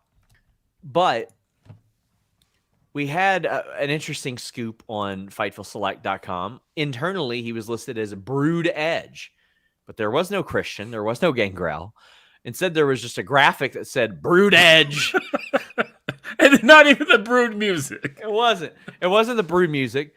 I thought the entrance kicked all kinds of ass, it did. But that's not Brood. It had the fire emerging entrance, and that's cool. But you don't need a giant graphic that says Brood Edge. What? WWE, like, nomenclature and marketing is way too much at times, and this was one of those cases. It's so funny that I went to Google something about Edge and I typed in Edge. You could tell how excited a Windows computer gets when you type in Edge because it's like, are you gonna download? Are you gonna start using Edge? And I'm like, we recommended this to you so many times. Come on. No, that is not what I'm doing. But how many status error violations are you getting on Chrome? It's a lot, isn't it? Come on. That's them. Yes. But yeah, the entrance was very, very cool. But yeah, that's not Brood. You didn't have to call it Brood Edge. You could have just had him come out through the fire, and I thought that it was kick-ass. The music was kick-ass. The mask he wore being reflective of the fire also looked really, really cool. The mirror mask it was, and then him removing it and kicking straight into Metalingus. All of it was great stuff. Oh, man. Well, we're going to talk about this match. It didn't go as long as it was supposed to. And it's pretty clear why. I mean, they had to stop this match because of the huge gash on Balor's head, and there's nothing you can do about that. But I'm going to talk about one of the positive things about this, at least to me. I love that they added a platform inside Hell in a Cell halfway up the cage. When Finn Balor climbed up, he jumped onto a little platform, and I was like, that's cool. What the hell? Yeah, that was cool. I didn't love the match, though. And I know it took a minute to get going, and I'm sure they probably had a whole lot more planned than they got to go through. And I'm sure as time goes on, Sean will probably find out more about what was planned and all of that. But in terms of what we got, and the match kind of losing itself partway through because of the ladder spot, and they kept replaying it, too, to make sure we saw why this match had been stopped. They kept the cameras on Edge for as long as they could, but when they got back to the ring, you could very much see blood all over the canvas. There's very clearly something wrong here. They took Finn out, they stitched him up, and they finished the match. I was concerned about them finishing the match, of course, because my immediate thought was, for what he just took to the head, is he okay? But he responded. Oh, yeah. You know, he says he's all right. He says he's all right. I actually liked him going through the table. I thought that was a cool, like the stomp That spot. was a very cool visual, yes. I enjoyed that. Edge just whipping out weapons to kill some time. It's funny. Bako5 says, I get pausing for a concussion, but to check for blood. If I felt like we wouldn't get demonetized for showing you the gash on his head, I would. It is completely understandable why they paused this for that. It was a gnarly cut. It was very, very nasty. And we just know that's WWE's MO at this point. Like, even if it wasn't a gnarly cut, we've seen over the last, how long has it been now? 14 years that they stop matches for things of this nature. Mr. Showtime says, Brood Edge is a neutered demon. Welcome to your lame dad's WrestleMania dream match. Why was this Hell in a Cell? They didn't use the cell, lame all around. Well, they did with the platform and some of that, and to keep Judgment Day out, which, was an important aspect of this. And I think it is important that you have some Hell in a Cell matches that condition people to say, this is how you keep somebody out, because so often we see them go outside or we see people make their way in. Orlando says Finn just shared his cut on Twitter. Looks nasty. It is nasty. Ryan Lambert says Christian Cage's return is far better than Edge. I think a lot of Christian Cage is better than Edge, but I like Edge an awful lot. Look, That's when awesome. I say things like that, my mentions light up. But I will tell you, people, that every single time I've had an Edge or Christian is greater than Edge tweet, I mute that shit as soon as it drops. I don't know what you responded to it. I don't care what you responded to it. I know it's a thing I felt for the last 20 years. It's a thing I'll probably always feel. I know people throw the accolades at me, and every time they throw the accolades at me, I go, guys, I'm not saying that Christian wasn't pushed as good as Edge. What I'm saying is I prefer Christian the performer. So, but that's whatever. Edge here, like I said, I think we were supposed to get more of this match. I think they had probably more planned, and there's just stuff they weren't able to get to. And that's really unfortunate. But as a result, I can kind of agree with the sentiment that the finishing stretch was really exciting. But Yeah. for what we got out of the match, I probably would have liked to have seen more. And I think they would have liked to have seen more as well. Fabian Street says, Burning Man Balor, purple and red weapons. Pretty whatever the hell in a cell. It had corny energy instead of an intense blood feud. I agree with that to an extent. For sure. But N. Simmons says, I skipped this match, switched over to Dreamville Fest to watch J. Cole and Drake. Glad I did. I came back when Rowan put Cody through a table. Well, it's about time, guys. They did have the Hall of Fame inductees as well. The one note I'll make of that is Tim White's brothers look exactly like Tim White. And I'm glad to see everybody get honored. They're very, very cool. I'm a big Great Muta guy, one of the first wrestlers that I saw. And I will not only rest easy knowing that he is in the Hall of Fame, I rest easy every night, thanks to helixsleep.com/fightful. I've mentioned this before. I've got some injuries that affect how I sleep. They affect my back, my neck, a lot of stuff like that. But helixsleep.com/fightful has an incredible offer for you guys. When you go there, you get just an incredible deal, over $200 off and 2 free pillows. And there's a ton of spring flash sales that they got going on as well. But they allow you to take this quick questionnaire. You get matched up with the right mattress for you. Maybe you're a plus size sleeper. Maybe you sleep on your back, on your side. I can tell you that I went from only being able to sleep on my back to also being able to sleep on my side, which helps me stay asleep longer thanks to Helix. It is so much better than the slab of memory foam that I was sleeping on before. And when I got this bed, it was during the pandemic. I didn't want to go to a mattress store and roll around on something that some other sweat hog had been all over. No chance. No way. So I took their quiz. And of course, I was a little hesitant. I was like, okay, ordering a bed online. Then I saw they've got a 100-night risk-free trial. So they'll even come back and pick it up for you if you don't like it. But I loved it. I got matched up to the Dusk Lux model. It was fantastic. And I legitimately have 15 different pillows that I had tried out. The pillows that I use are the helixsleep.com/fightful pillows. I've got bulging discs in my neck and back, and those help me out a lot. Otherwise, I'm struggling to stay asleep or fall asleep. On the road this week, I was missing that helixsleep.com/fightful big time. And I love hearing from you guys that say that you have also used helixsleep.com/fightful. Really, really appreciate it. Check it out, guys. You got nothing to lose. You can improve your quality of sleep, which will improve your quality of life. It'll improve your health. You're going to be using this thing ideally 1/3 of your life from now on. So invest in your sleep.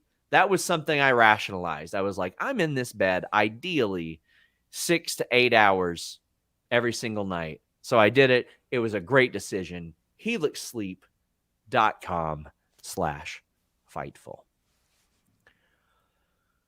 Ajay says, Christian was in a fire storyline. The matches aren't better. Fight me if you need to. I got unexpected severance payment last week. Well, thank you very much, Ajay. I appreciate you very much. I do not appreciate the booking of the main event of WrestleMania. And let me tell you guys, most of you don't either. Oh, I sure do not. I am so mad.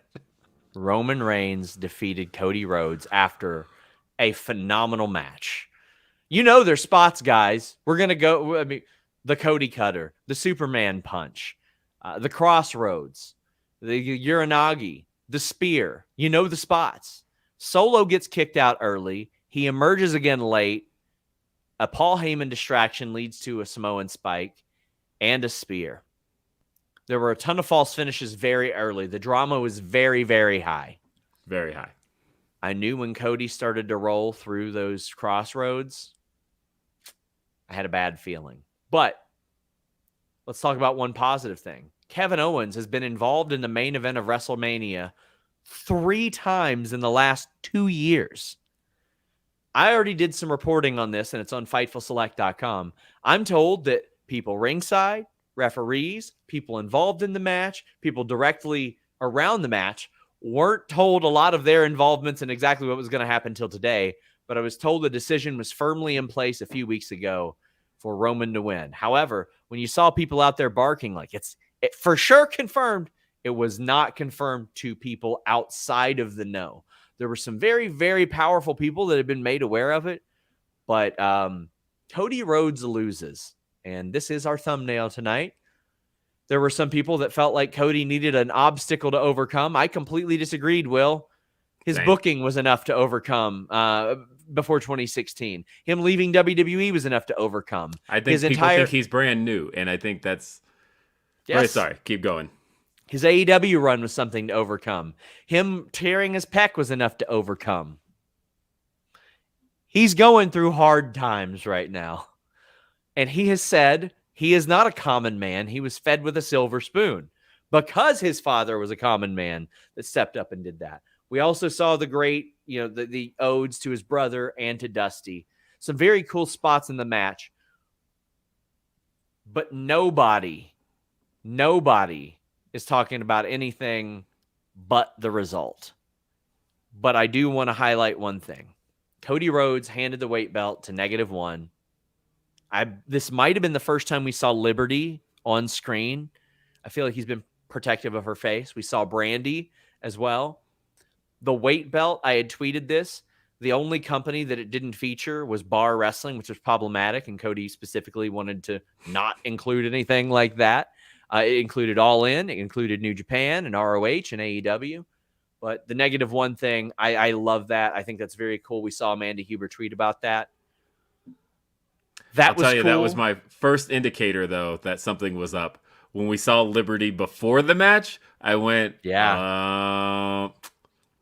my Roman winning meter is going off, because if I were directing professional wrestling, I would save that reveal for the moment he wins the championship and then have the big celebration in the ring. Oh my God, there's Cody's daughter. Oh my God, there's Brandy, all of that. And when I saw it beforehand, I started to scratch my head and go, why did you do that before? We've seen time and time again that you do that after.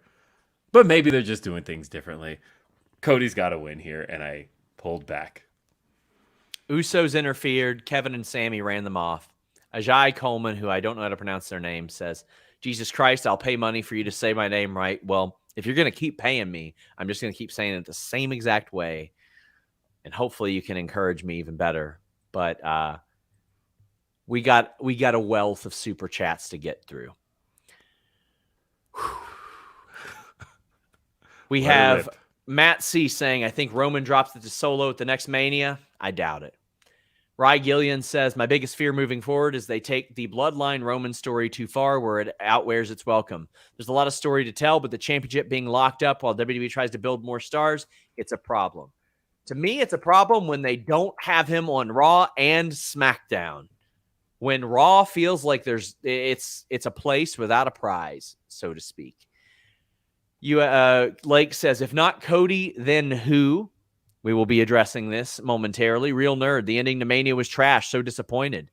Aaron Sadlow, they're about to rescind their bid, is Endeavor. I am Malucha. Best Mania finish since never. What a letdown.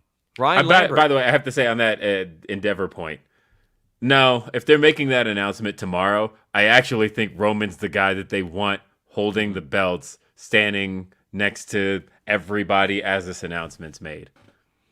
Oh, yeah. Ryan says, Triple H to Cody, maybe don't destroy my throne next time. Oh, those memes will be rich at least. Aaron says, guys, I need a hug. They did the same ending of Elimination Chamber.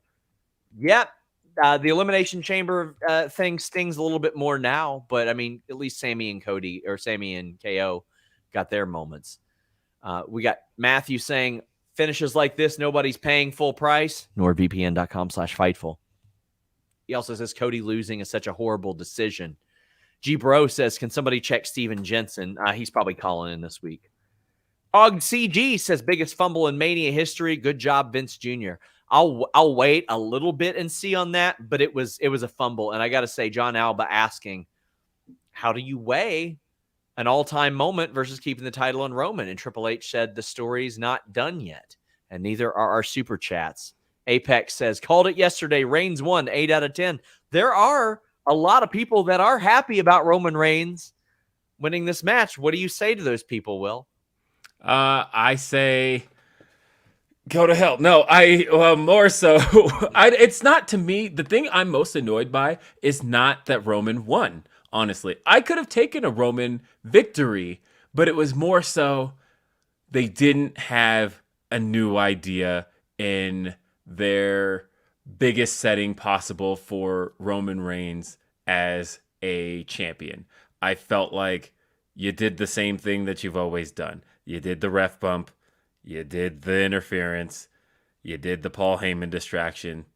Spear 1, 2, 3. And I just thought I can't believe there wasn't a new idea here. There wasn't even the idea of maybe having Roman win clean. Something else. Literally anything else. But this was the ending to Sami Zayn. The guy who Cody pinned a few days ago cost him the match.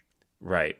I just thought, I can't believe you didn't do something to make this. The match was already, the fans were on this emotional ride. They were into everything. And I just thought you didn't do anything to capitalize on that. You just kind of deflated them with, like, I thought Cody looked stupid. I thought he hit those crossroads. And then when he got to the third one, he just kind of stood there and backed himself up and waited for Solo. And I thought, what? It didn't look good. It didn't make him look smart. The fact that Paul Heyman was just like, I'm just going to stand on the apron. It's a finish that's been done a million times. And I don't think anybody looked good out of this. I don't think, Roman doesn't look like the dominant champion out of this. He just looks like the guy who continues to have fans win for him.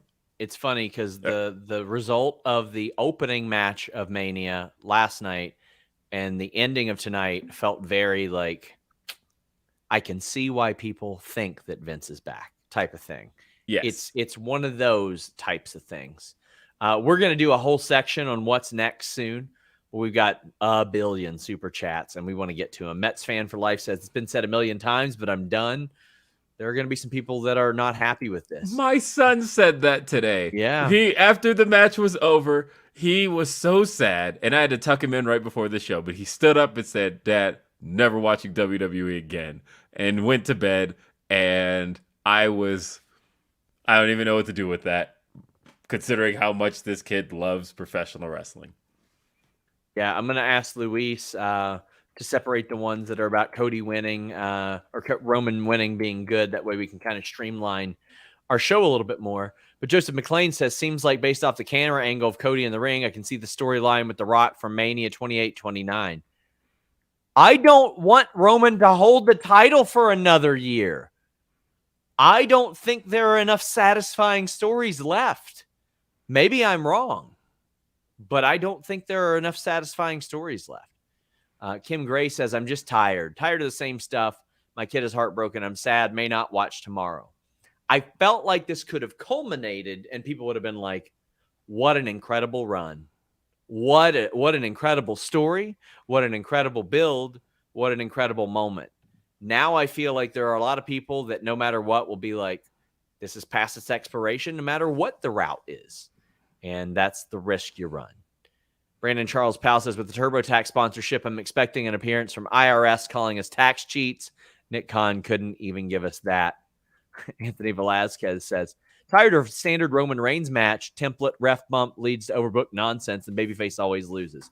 Ref bumps this weekend were weak as shit. Just real bad. Not convincing at all. That was the low light for me in a lot of that. Not convincing, not smart, not different. That to me is the bigger issue here. I think I can take a result I'm not happy with. That's because people have been tweeting at me when I said garbage finish, and I keep seeing people throwing it at me. Ha ha ha! Your guy lost. That's not what I'm mad about. I can take anything.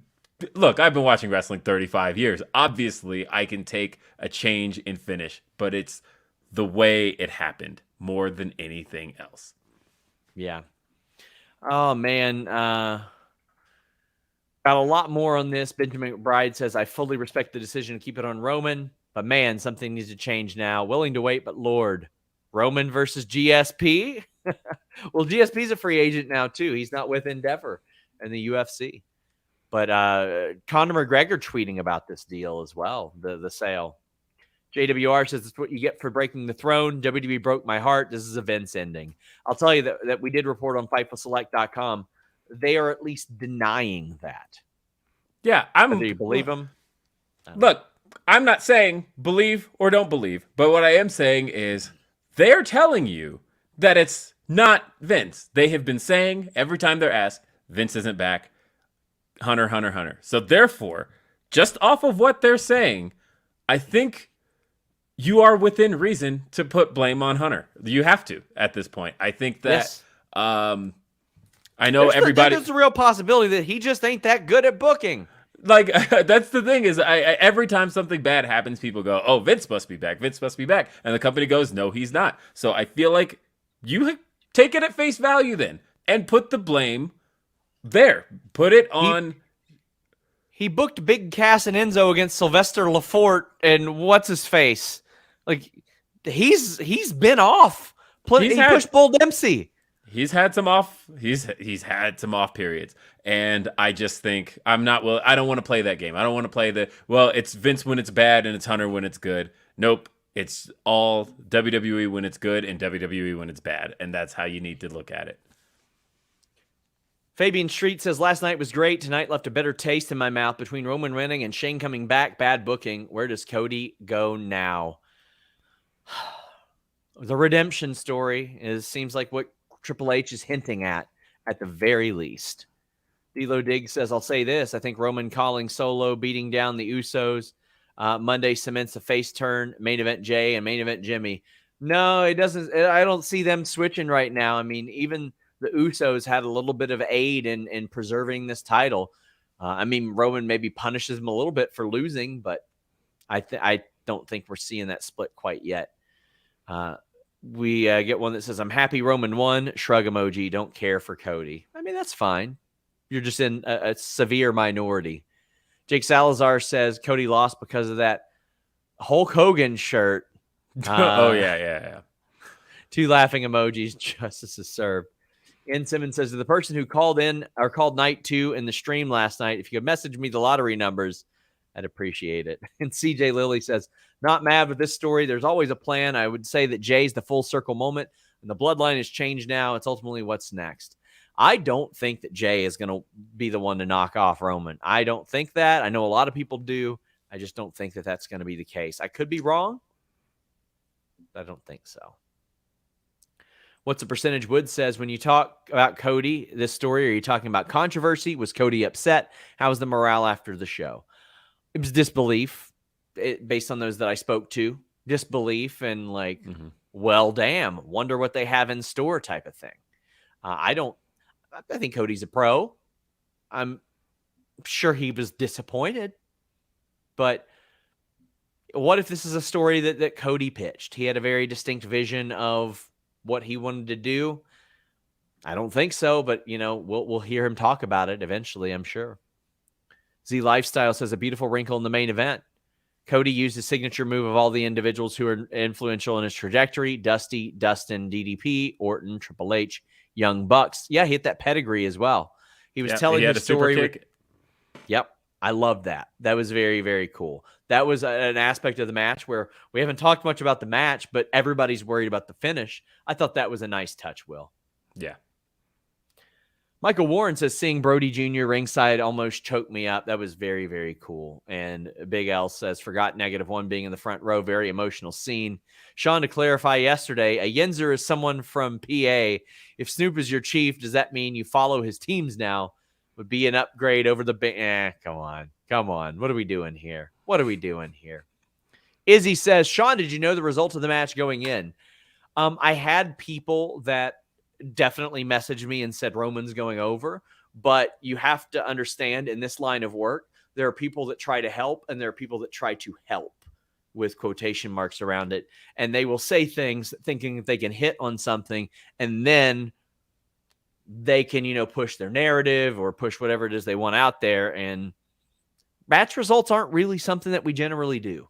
I like to kind of preserve that a little bit. There are some exceptions, though. I know. And we get accused of that a lot, by the way. Yeah. I see that all the time where they're like, well, why would you subscribe to Fightful? They spoil the show for you. And it's like, Fightful, I think, does one of the best jobs, and hats off to Sean when he puts together reports, of separating simple things like, hey, here's the match order. Hey, here's the producers for the show. And then spoilers below for some of the results of those segments. But you never, it's a thing that you don't really dabble in unless it's newsworthy. CM Punk coming out of retirement, sure, that may have been a spoiler in the sense of, spoiling what the show was. But that's also a big industry story. And that was something worth putting out there. But match results, things along those lines, there's no business in that.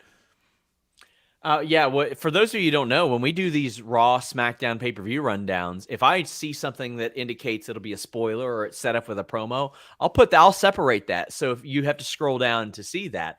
I also always say, please be cognizant of people who don't want spoilers. And that's why I don't post them outside of the paywall. That's why I say, hey, don't screenshot this. But we don't generally do that. We don't generally do that. Shane Slander from Emily Duda says Stephanie could have had a better match with The Miz than what we got with Shane. That's true. McMahon quad genetics are trash emoji. Is it interesting that Steph never made an appearance all weekend? Yeah, it is a little interesting. That is interesting. Yeah, that actually is. For as big of a weekend as this was, everybody you can imagine's in town. I mean, people literally saw Bray Wyatt on the street, but nonetheless, no. Bo Dallas was running around, but not Stephanie. I find that very interesting. And FightfulSelect.com reported that I talked to a person within Endeavor that was like, oh, we're very aware of what Stephanie did. And, it's well liked, but there's a lot in that report. Check it out. FightfulSelect.com. For those of you who don't already subscribe, please do that. Today alone, we had the WrestleMania rundown, producers, referee assignments. We had some rough match times. We have a ton of details behind the show. We had some spoilers. We have details on the finish of WrestleMania. We've got Alex and Kate's Sour Graps. We had Rob Wilkins doing preview show. He killed it this week. Rob Wilkins was putting in that work this week. Love that guy. Show him some love. We had an extensive report on a lot of the feelings of WWE, people within the company, people in Endeavor about that sale. We had the pre-show Q&A as well. Then we had a whole lot of notes this morning. That was just today. $5 a month gets you that and a whole lot more. Check it out. Let's resume. Let's resume. JWR says, sorry, I meant Vince ending as in a guy who we want to go over and doesn't, and we're left with a sad, bitter taste. I understand it. Tristan says, what the hell was the finish? Cody will not have a bigger pop than he would have had tonight winning. Will is right. Dreams are for suckers. A Stag saying, after sitting with it, I like the ending. The hero's climb should never be easy. It hasn't been easy. Guys, Cody Rhodes has been on WWE TV. Even if you subtract the 6 years he was gone, he still debuted 16 years ago. He has 10 years worth of WWE content. When Stone Cold Steve Austin won the title, it was a little over 2 years after he debuted, and he was saying, I've been wrestling for 8 long years.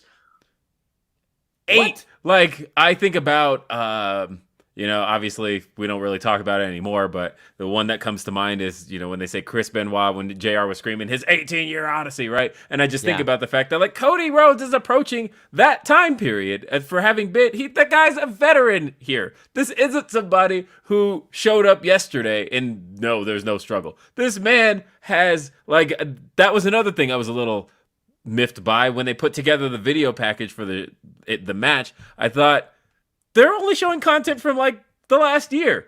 Cody Rhodes has legacy. He's got dashing Cody Rhodes. He's got undashing. He's got the mustache. He has Stardust. There's so much Cody Rhodes material to run with with what he's done in WWE that there is a story to tell, that his entire career has been triumph over adversity. I completely agree with that. Tino Garcia sends a very generous super chat. Thank you so much for that. And says, hey guys, my nephew was sad about Cody losing too. It sucks. I'm in LA, but recovering from a fractured patella. So I'm following Fightful all week long for the great coverage. Hope you had fun, minus travel woes. Whew. My Wednesday and Will's Friday were both really bad. And then Will even shared some of my Wednesday with me in line at a rental place. But those are different stories from a different place. But thank you so much. And we hope that you heal up soon, Tino. Thank you so much. Ajay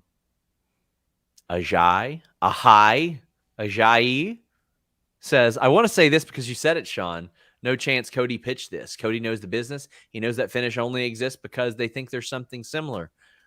You might be surprised at some of the bad things that wrestlers pitch. Think about the stuff that we saw in the Codyverse. Think about it. There was some bad stuff there on an island all its own. I'm not saying that he did because I don't know that he did. I'm just saying I can't say no until I find out. And there's a good chance I find out. No, he didn't. Michael Keys says, main event, worst booking decision ever? Yes, it is. I don't know about the worst booking decision ever.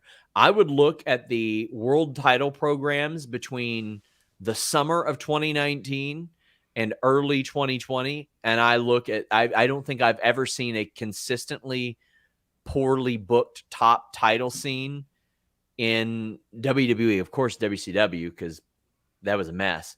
But like the Fiend even being put in a title match, then that happening, the Kofi situation, Kane Velasquez getting a title shot, Brock giving up his money in the bank almost immediately, Goldberg beating the Fiend. Like it was one of the all-time worst. I'll do a full podcast on that one day. That's how much I hate that.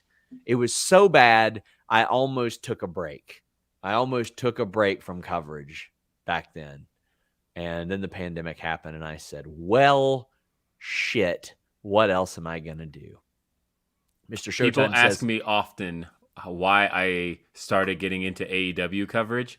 I'm surprised people haven't pinpointed October 4th, 2019 to October 2nd, 2019 to where I started to kind of change my coverage just because I didn't want to be frustrated as much as I have been. And obviously I've kind of opened my coverage back up, but of course. Jake says, only thing that would have made Night 2 any worse would have been if Bray showed up. Yeah, no Bray as well. I hadn't heard that he would be involved. He's still sidelined with an illness. I got a bunch of people asking, like, what is it? That's his business. It ain't anybody else's, but he's still sidelined with that. Mr. Showtime says, let's swerve him. Such good shit, pal. Finn Edge was lame. Asuka Belair was okay. Feel bad, but Shane, Night 1 was better. Omar says, duck this company with the biggest finger. I guess it's really going one more year of Reigns or two, depending on Rock. Then I still think Roman wins. Fuck. I don't think The Rock needs to compete for the title whatsoever. We've got Gamma-based comics saying, I know it's apples and oranges, but imagine if there was internet back in the day with Hogan's run. Which one? There are a lot of them, and some of them were frustrating, very frustrating. Hogan at beating Yoko? WWR look, official. I was very online. I mean, I was obviously 10 years old, but I was very online reading as much as I could. Starcade 97, by the way, like that was, and mostly because I needed to see what happened because I like watched that match on Scramble Vision, and I'm like, was it a fast count? I don't know. But trust me, through Hogan runs, people were online, and people did feel frustrated. Yeah. Yep. Getting some notes for Raw. Oh dear. FightfulSelect.com tomorrow morning. We'll have some notes. Ajay Coleman, I wish you would tell me how to pronounce your name. Says, now I'm just trying to make a point. You can only do so much as a star. Cody is a star. Don't believe me? Sean's only defense has been, how many people take this? Well, what do you mean? My only defense has been, how many people take this? What do you mean? Like, I don't have a defense of this booking at all. I don't think it's a good booking. And thank you very much for this generous super chat and all the super chats that you've sent today. I greatly appreciate that. I just don't have a defense for it. I don't like it. I don't think it's good. I just don't like it at all whatsoever, Will. Can you add any sort of color to that? Like, can you have a bit of a justification for it? Again, I can think about the Endeavor sale and Roman being the face of the company and wanting the face of the company, kind of representing the championships right now. That's the only thing that I can think of, because I would not. I said before the match, I can think of every single title defense Roman has had thus far, and for the most part, there have been some where, yeah, his challenger winning would have been cool, but none of them felt more like the right moment than WrestleMania tonight.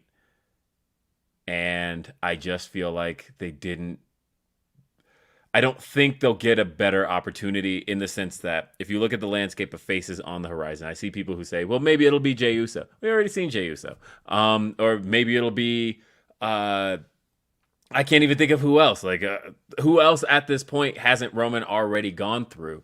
And I think that Roman facing off with somebody who he's never faced off with and ended up having a compelling match that fans were on the hook for every single move.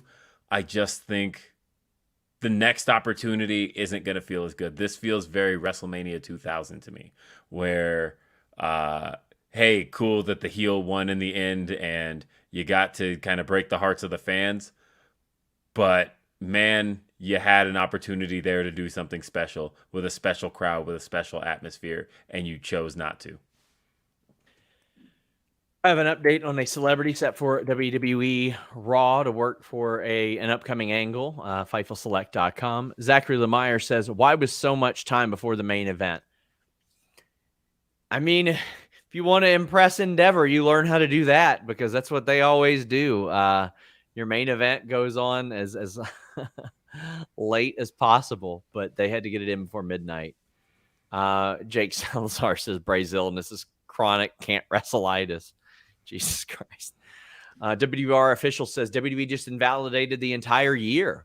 Reigns was stale last year. Sammy was the only thing that kept it bearable. Basically just showed the audience there's no point in watching. I do agree. Sammy saved that angle. Sammy extended the life of the bloodline angle. He made it interesting. He made it hot. He made it good. But yeah, I don't disagree with that. Abnormally Lilith says, I feel like Triple H is talking about stories never ending. Was the wrong thing to say after that finish. It makes wrestling feel too soap opera, like turn on long-term booking. I want a new belt on Raw. I want any belt on Raw is what I want. I want those 3 hours to matter that I watch. Is Roman even advertised for Raw this week? I don't think he is. Bloodline is supposed to be on there based on the information I just got, but I don't know if he will be on Raw. I'll find out. We've just got a ton. He's definitely not listed on the talent list for the show, and usually they're very quick. I mean, they're very open about what shows Roman's going to be on, because he sells tickets. They want to make sure that people know, and he's not listed. Of course.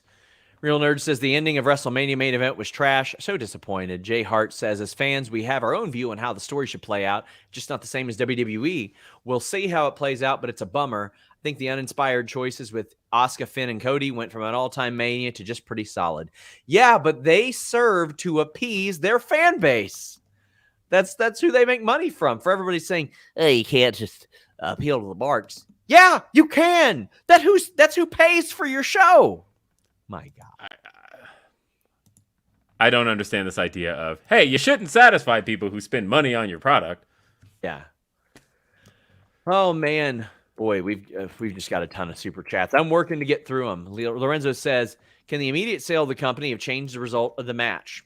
Sure, but I think this was in the works, or this was the plan weeks ago. Matthew Hammock says Cody needed to win every Roman match, no matter how good the start or middle is the same. Usos, solo, or in Balor's case, an act of God. People give MJF crap for the diamond ring, but this is worse. I don't think we need to rely on the same tropes for anything, but or necessarily even need to compare this to anything. It can be bad all its own. Yeah, and I think that's the way we need to look at it. Jacob says SummerSlam 2021 was the last time he won clean. That's a massive problem. It is, and creatively, why wouldn't they have taken a ton of measures to prevent that, Will? Yeah. As a matter of fact, Solo being ejected was one of those kind of exciting moments of like, yes, we're finally going to get a clean match, Roman Reigns and Cody Rhodes, and let's just do it the way that, can Roman Reigns just win? Actually, I think that would have been a bigger shocking ending if he just speared Cody out of his boots, and all of a sudden we're like, oh my God, Roman proved he's everything he says he is. But we're just in the same boat we were in a week ago. We have Marcus Ryan saying the feel-good moment should have been finishing the story, then KO and Sammy coming out and all of them celebrating together to close the show. Auntie Collins says, love to SRS and Will. I feel deflated after Mania Night 2. If Cody doesn't take it off Roman, who's left? I'm exhausted. Seeing Roman win by the same tactics again and again feels like I'm going insane. I don't know who's left, because when people would ask me that last year before the Sammy thing, I said TBD. I said, we'll know. We'll know when somebody's up. And that somebody is up became Cody. Then it became Cody or Sammy, and neither one of them did it. Neither one of them did it, and that sucks. Yeah, I don't know what they're thinking at this stage. I have no idea. I can't look at the horizon. I'm trying to pull the roster up to see what are you going to do next. There ain't nobody. If it's not either of those, and I don't see it. Oh, we got a whole what's next section. Love Boost says, the fact that Cody and Roman didn't touch till tonight, only for Roman to retain, it isn't storytelling, it's repetitive. I agree, but I'm glad they didn't touch till tonight. I thought that was very important. Yeah. Philip says, I'm so deflated, need a hug. Been looking forward to Cody winning it all since he signed. Just a big old damn Corn Case says, if Cody wins at SummerSlam, it'll feel forced because of this loss. Will is right. No new ideas, same old stuff. This was a natural ending for Roman. It was a natural ending for Roman. And then it was also a natural progression for Roman to go to the bloodline split and blame it on somebody else. Jacob says, Cody left WWE after being screwed. He comes back and continues being screwed by WWE. Cody may be different, but it's the same old WWE. I won't say that across the board. I think there have been some changes as well. Mm-hmm. Ruby says, Xavier Woods for Universal Champion. He's the only one in New Day who hasn't been world champion. I think there's a story for him in the future as well. Anna Rudd says, I've never been this deflated after a wrestling show. And Mac Bronson says this is basically Darth Vader killing Luke Skywalker, and the movie ends after that. Damn. Dan V says, the way this ended made me feel dumb. What a horrifically bad decision where WWE passed on Roman's reign, ending on the highest of notes twice. I don't care about a Cody rematch. They blew it. Yeah, they blew it. And Cam's saying it's got to be Jay White. I don't think so. It says it's got to be Jay White. Any news on Jay White?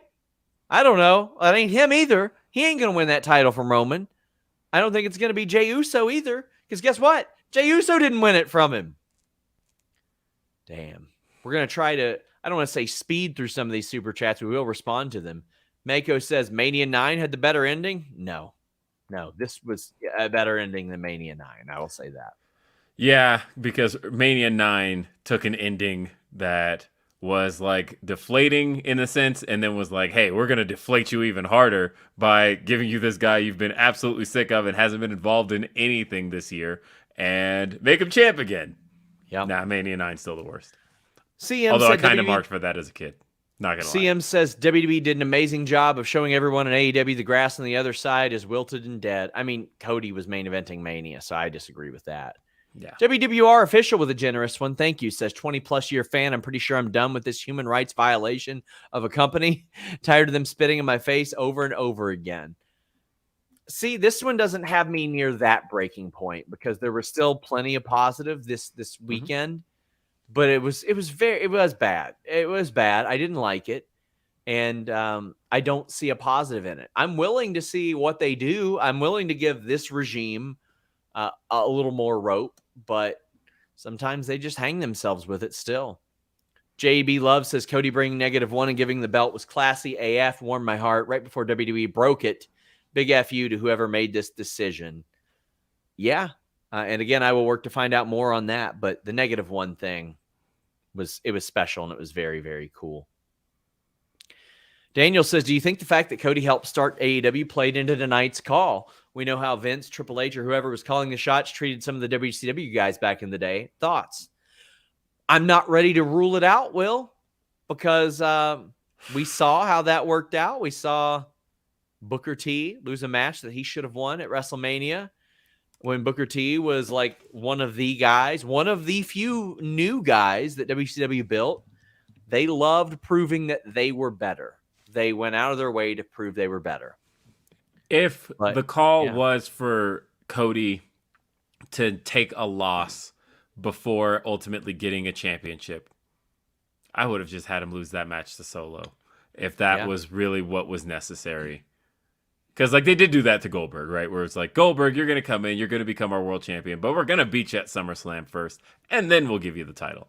And I thought if that's their line of thinking, it shouldn't have been here. Biggest stage of them all.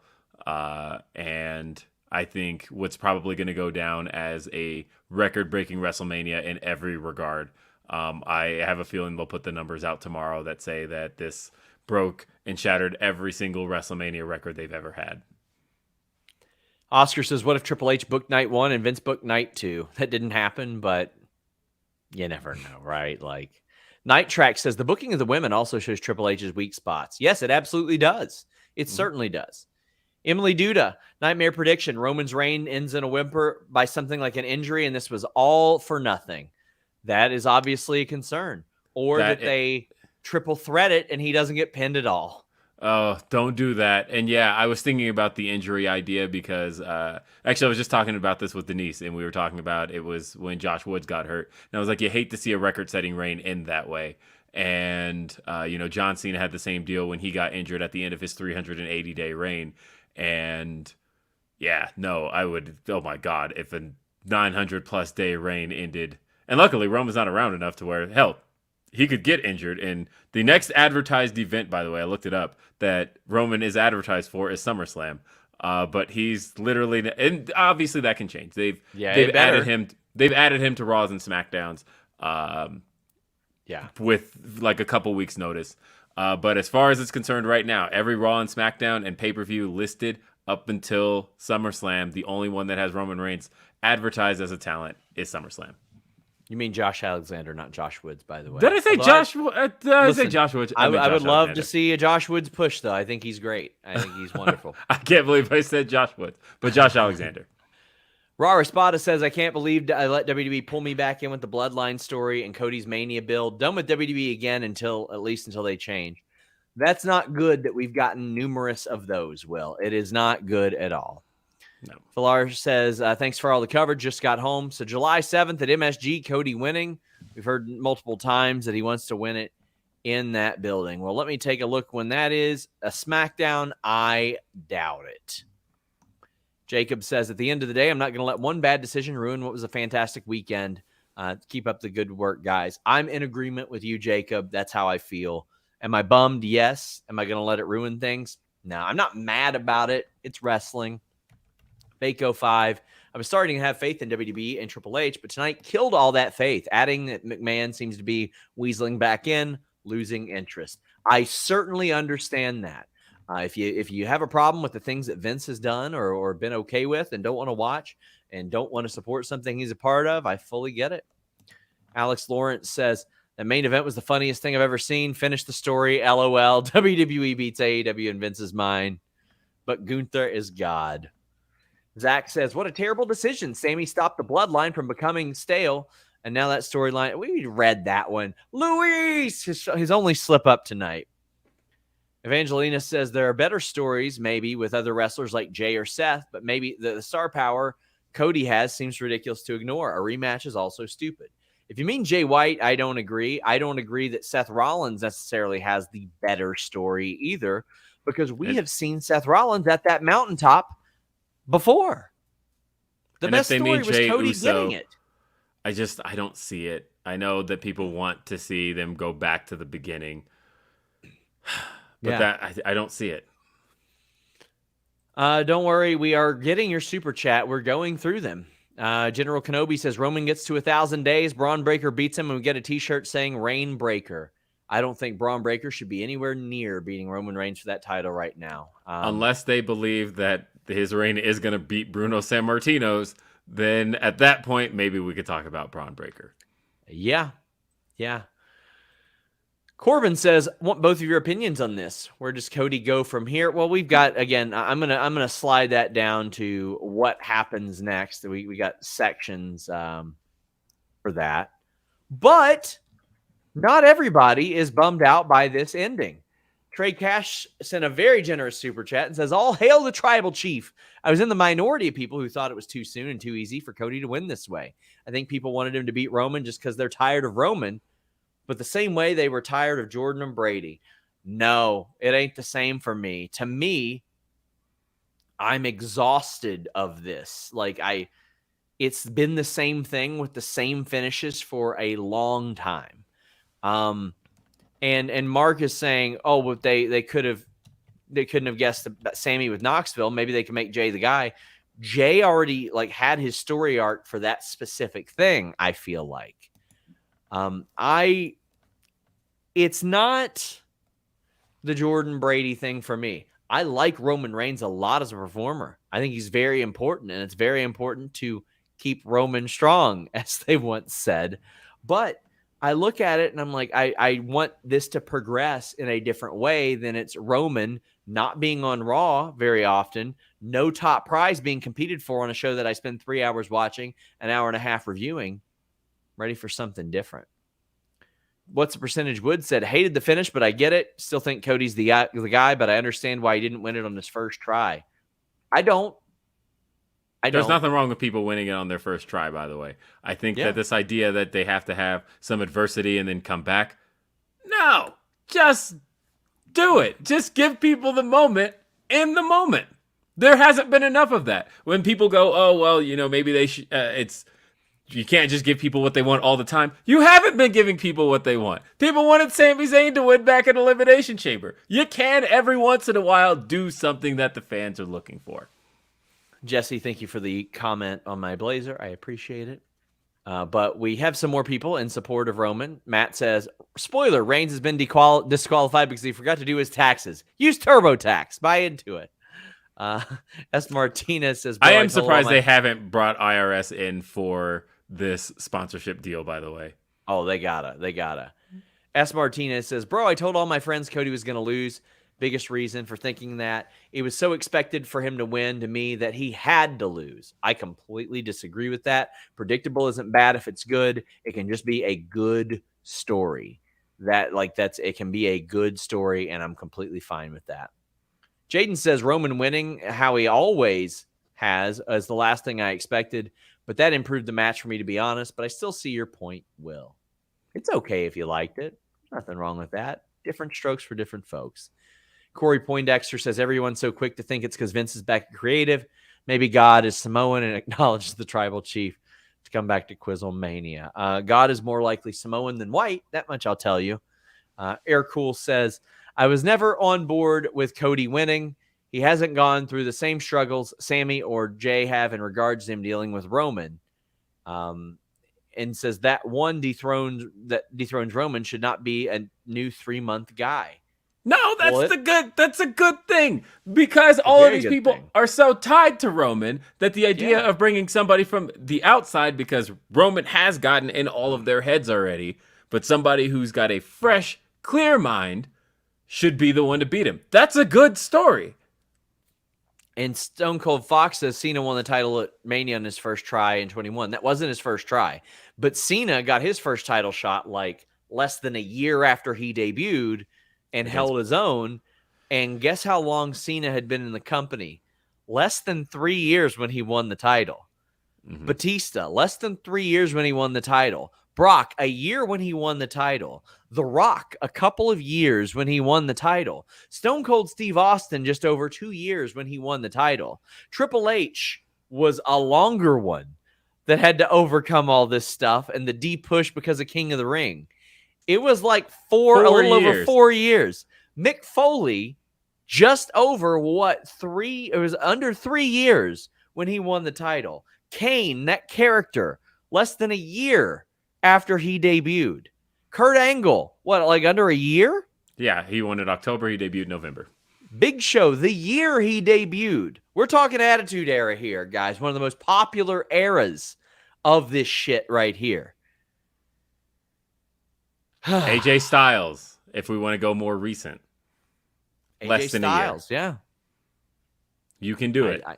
Yeah, you can absolutely do it. And dare I say, someone who does win it earlier, they seem like they're championship material. John Jones in the UFC. Okay, GSP didn't win it his first try, but you know what? He won it pretty damn early in his career. But you had John Jones as a phenom. He ain't been beat yet. Brother. Mio Rap says, I wonder if the poor business after Mania 2019, where Seth, Kofi, and Becky all won, made WWE think that going with all face wins at Mania is a bad idea. Maybe they should more consider the bad booking they had by putting Becky in an angle with Lacey Evans and Baron Corbin. Kofi, I thought some of Kofi's stuff was pretty good, actually. But, some of the other stuff that was there, Seth's booking was dog shit. It was horrible. It was really bad. That's what they should be looking at. Yeah, you can't look at, we did all this crappy shit immediately after we did all these things. So therefore, the things we did are the problem, not the crappy shit we did that followed. Whew. Trying to get through all these. N. Simmons says, which is worse, Shinsuke's loss to Jinder or this? Shinsuke's loss to Jinder took place it wasn't even the main event. People had it stunk, but it stunk for kind of the same reasons of like, hey, we've got somebody fresh in the title picture, and you did the same exact finish you've done for all of Jinder's matches. You didn't come up with any new ideas. You just gave us the same stuff. But at least that was middle of the show, and there was plenty more to come on that very show. Needless to say, Will's getting bonus pay for tonight because we still got some chats. Luis, our good friend, is doing a great job, but let's get through these. Tony P says, it's like WWE, and like most times, can't help fumbling from a breeze. You had a Mania that could have outshined 17, just had to do the simple thing. Why can't this company help themselves? The fact that so many times their booking has been, we're gonna fucking do it. We're going to do that shitty booking thing. And then they do the opposite to be like, just kidding. We got you. That shouldn't be a thing. You shouldn't rely on the fact that we are so confident that you will book things so shittily that we pop when you don't. Jay Reckless says, a little extra for all your hard work this week. Finish of the main event was the payoff to long-term booking. Cody smashed the throne. Triple H finally got his payback. Kidding, but definitely an unexpected finish. Cody Roman floored me, but I'm kind of okay with it.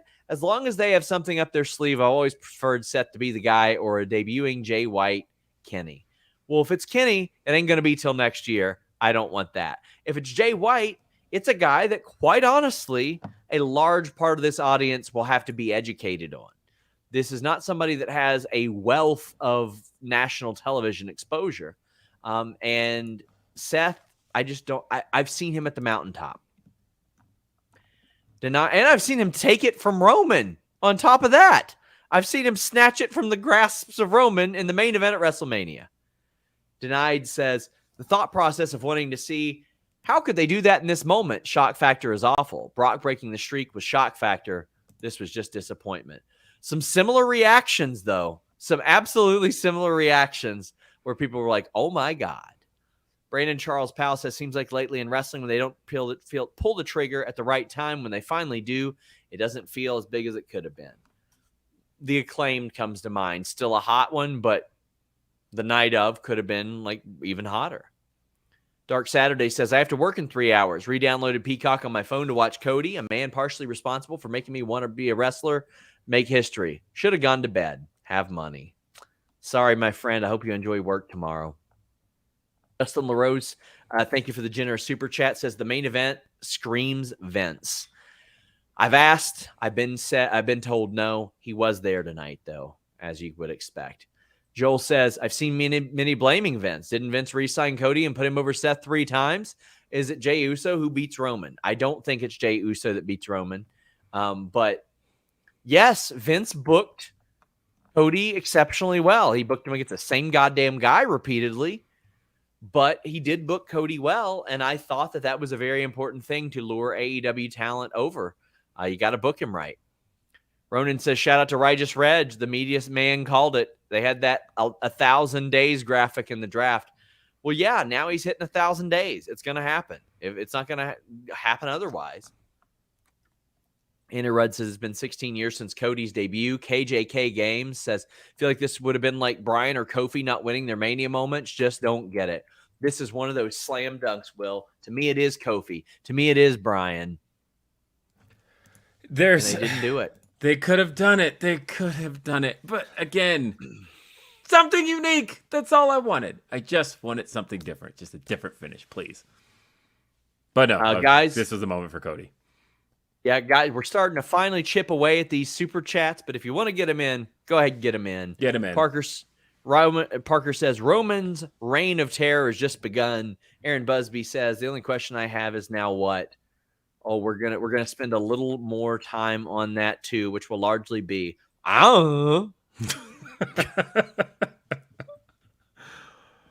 Thanks for the super chats. We appreciate you. MC Junkie says, Night 1 was awesome. Let's pay service to the fans. Night 2, let's just say F the fans. Asuka, Balor, Cody lose consecutively. Well, I mean, Asuka and Balor, you can't say F the fans there. I mean, the babyfaces won those matches. Balor's in the most underwhelming match in the card. I can't put blame on that either. He had a giant gash in his head. Shit happens. He says, Cody in typical BS fashion. Roman's reign jumped the shark tonight. I agree with that. I think it jumped the shark a little while ago, but there was at least a destination in sight, which was, well, if you can just hold on till Mania, you'll at least get a satisfying conclusion. And the fact that it's still going to continue. Johnny Garcia says, Monday, Endeavor announces they bought WWE. Wednesday on Dynamite, Tony Khan announces he bought Endeavor as the new king of combat sports. If Endeavor does announce tomorrow or whenever, myself and Jimmy Van will go live for a special show. Jimmy Van, who has owned, has sold, has bought in, been bought out of multiple companies, will have some very great insight onto that. K775 asks if I think Becky and Lita drop the tag titles tomorrow. Yes, I do. I have nothing to indicate they will, but yes. Shock of Ages gives us a nice change of pace. Says, my faith in WWE isn't completely gone for one reason. Gunther. Let him run with it and get the Elvis impersonator here out of the record books. I agree. Honky Tonk Man sucked, and always will suck. There was nothing good about him. He wasn't a good wrestler. He wasn't a good performer. It wasn't a good gimmick. He didn't have good matches. He didn't have good promos. He didn't have a good reign. I am consistently shocked that they did this gimmick, that they gave him that reign. The most memorable part of his reign is an absolute dog shit human beating him in about 20 seconds for it because Butch Reed couldn't be arsed to show up to work, allegedly. Oh, the honky tonk man. It's You all love the him. honky tonk man? No, I saw him too. I saw yeah. that motherfucker. I got no problems with him personally, but I saw him. Sucked. But our show is going to go about as long as his title reign, I think. Marcus Ryan says Breaker debuting on Raw and winning the U.S. title is more of a chance than getting a world title push already. I completely agree with that, too. I think there's more of a chance of him doing that. I wouldn't mind seeing Braun Breaker challenge Gunther and get his ass whipped in that a little bit. And I wouldn't mind seeing him in that type of program. I don't want him to win it, though, because fuck honky tonk, man. Do you think Braun's getting called up? Yes, I do. I think it's probably time. Because, you know, the thing I want to see from Braun a little bit more of is I feel, you know, I say it all the time. Every good babyface is rooted in a good heel. And I think that we've seen that time and time again. That's how The Rock became The Rock. That, yeah, you know, being a good athlete is something that fans can recognize, but until you've got a persona that people can latch themselves onto, they don't really have much to go with. And I think that I would like to see what Braun is able to do working as a heel before we just kind of pull him into the weeds. We have BB saying, question, hey, Sean and Will, question for Sean. How's the Raw after Mania plans looking? Hopeful. Thank you for all you guys do. I'll mention this on the air. I broke on Fightful Select. Bad Bunny is supposed to be at Raw. I had heard that there were pitches for him to be involved with Dominic Mysterio in the future, which I think makes an awful lot of sense for what he's doing. I can tell you based on the early plans I got, Cody's there. They've got some plans for him. The bloodline is supposed to be there. I don't know if Cody or if Roman's supposed to be there, but we'll have some early notes tomorrow in our select portions update on FightfulSelect.com. Dan V says this proves there's absolutely no plan with Roman's reign. He just beat The Rock anyway. Doing Sammy and Cody again with one of them winning would never be as big as Montreal, and tonight just awful. Well, he should beat The Rock if The Rock ever comes back. He should absolutely beat The Rock. And I'm not talking about that 1-1 shit that happened with Cena. He should 100% beat The Rock. I wouldn't be mad if he completely squashed The Rock. I just as long as he beat The Rock, it should absolutely happen. You pass the torch. We've also got Kelly saying, I'm done with WWE till Roman's no longer the champions. All his matches are the same. Interference, ref bump, near fall, interference, wins. I agree. I understand that sentiment. Certainly. Absolutely. Jake Salazar says, Cody Rhodes is going to come out singing When You Believe by Mariah Carey tomorrow night. What album was that on? I have them all right here. Maybe on the phone to whoever he's going to talk to tomorrow night. Stone Cold says, if the bloodline continues, it could turn into the NWO getting old and stale. Well, it certainly could, but I mean, the prime of the bloodline has already lasted about as long as the prime of the NWO. Like, it went from what?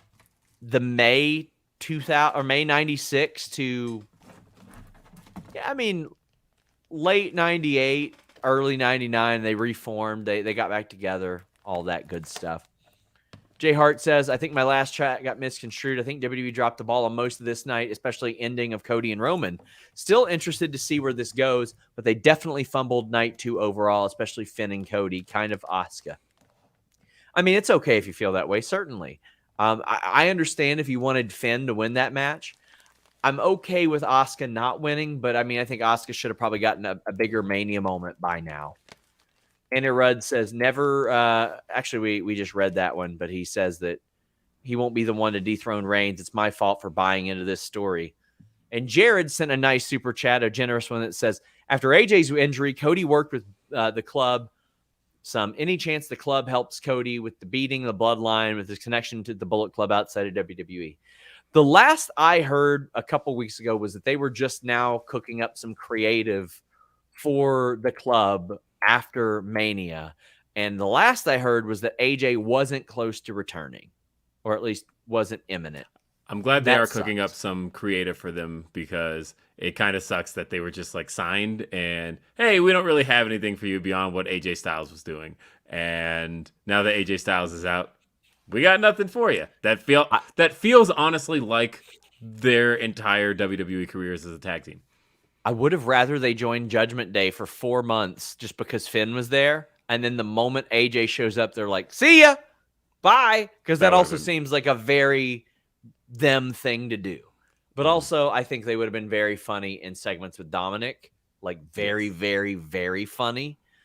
Like, I could see Dominic, like, trying to intimidate Gallows and making him flinch type of thing. Like, I think there's some really good stuff that could have happened there. Some more positives of Roman winning. Mark Gordon says, seeing a lot of folks saying they're starting to feel it will be more than Jay to dethrone Roman. What if Sammy and Cody have never been the end game? I just don't see an approach where it's really been Jay after Jimmy came back. Am I alone in this? No, I don't think it was ever Jay. I think Jay was just kind of an incidental thing because of the fact that Jimmy was out.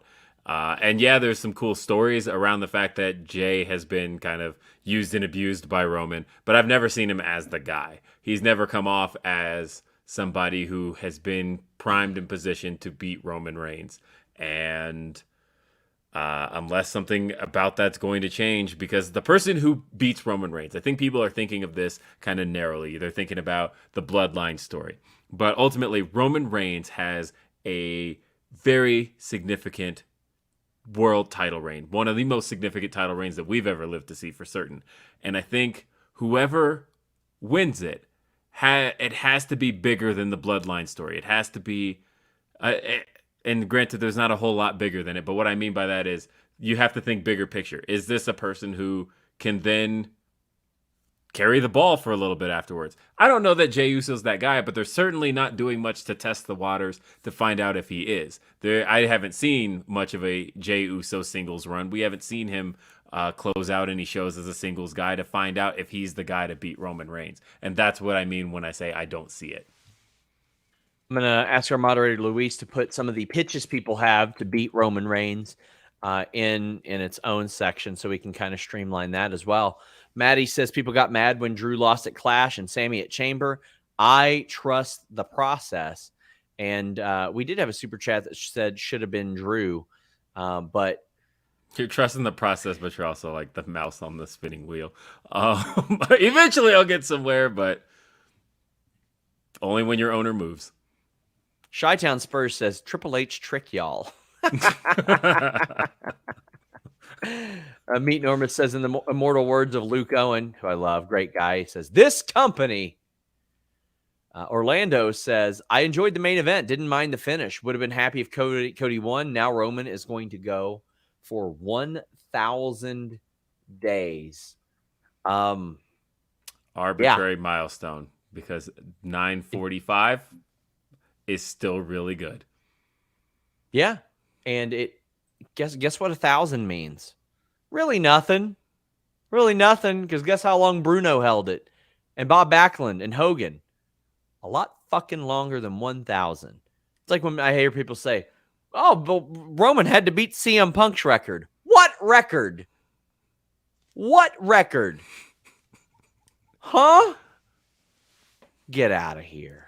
Get out of here. Now, Roman, I mean, there's a categorical difference in Roman having this reign and Bruno doing the type of shows that he did without cable TV and Backlund as well. Because if cable TV was around back then, neither one of those men are holding those titles for that long anywhere.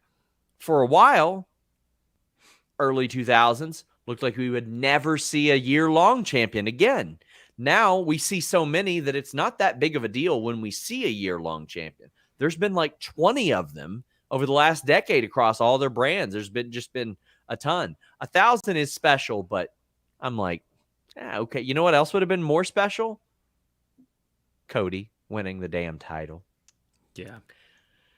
Jason says, I honestly don't mind Roman won. He's on the run of a lifetime, and I'm excited to see what's more to come. Also, Solo helping at the end was his way of saying F you to Cody for all of the disses. Yeah, it sure was, and him just doing his job. What's the percentage? Wood says, I love Roman, but I was ready for the reign to end, but I'm more than willing to let it play out with this new regime as opposed to the old one.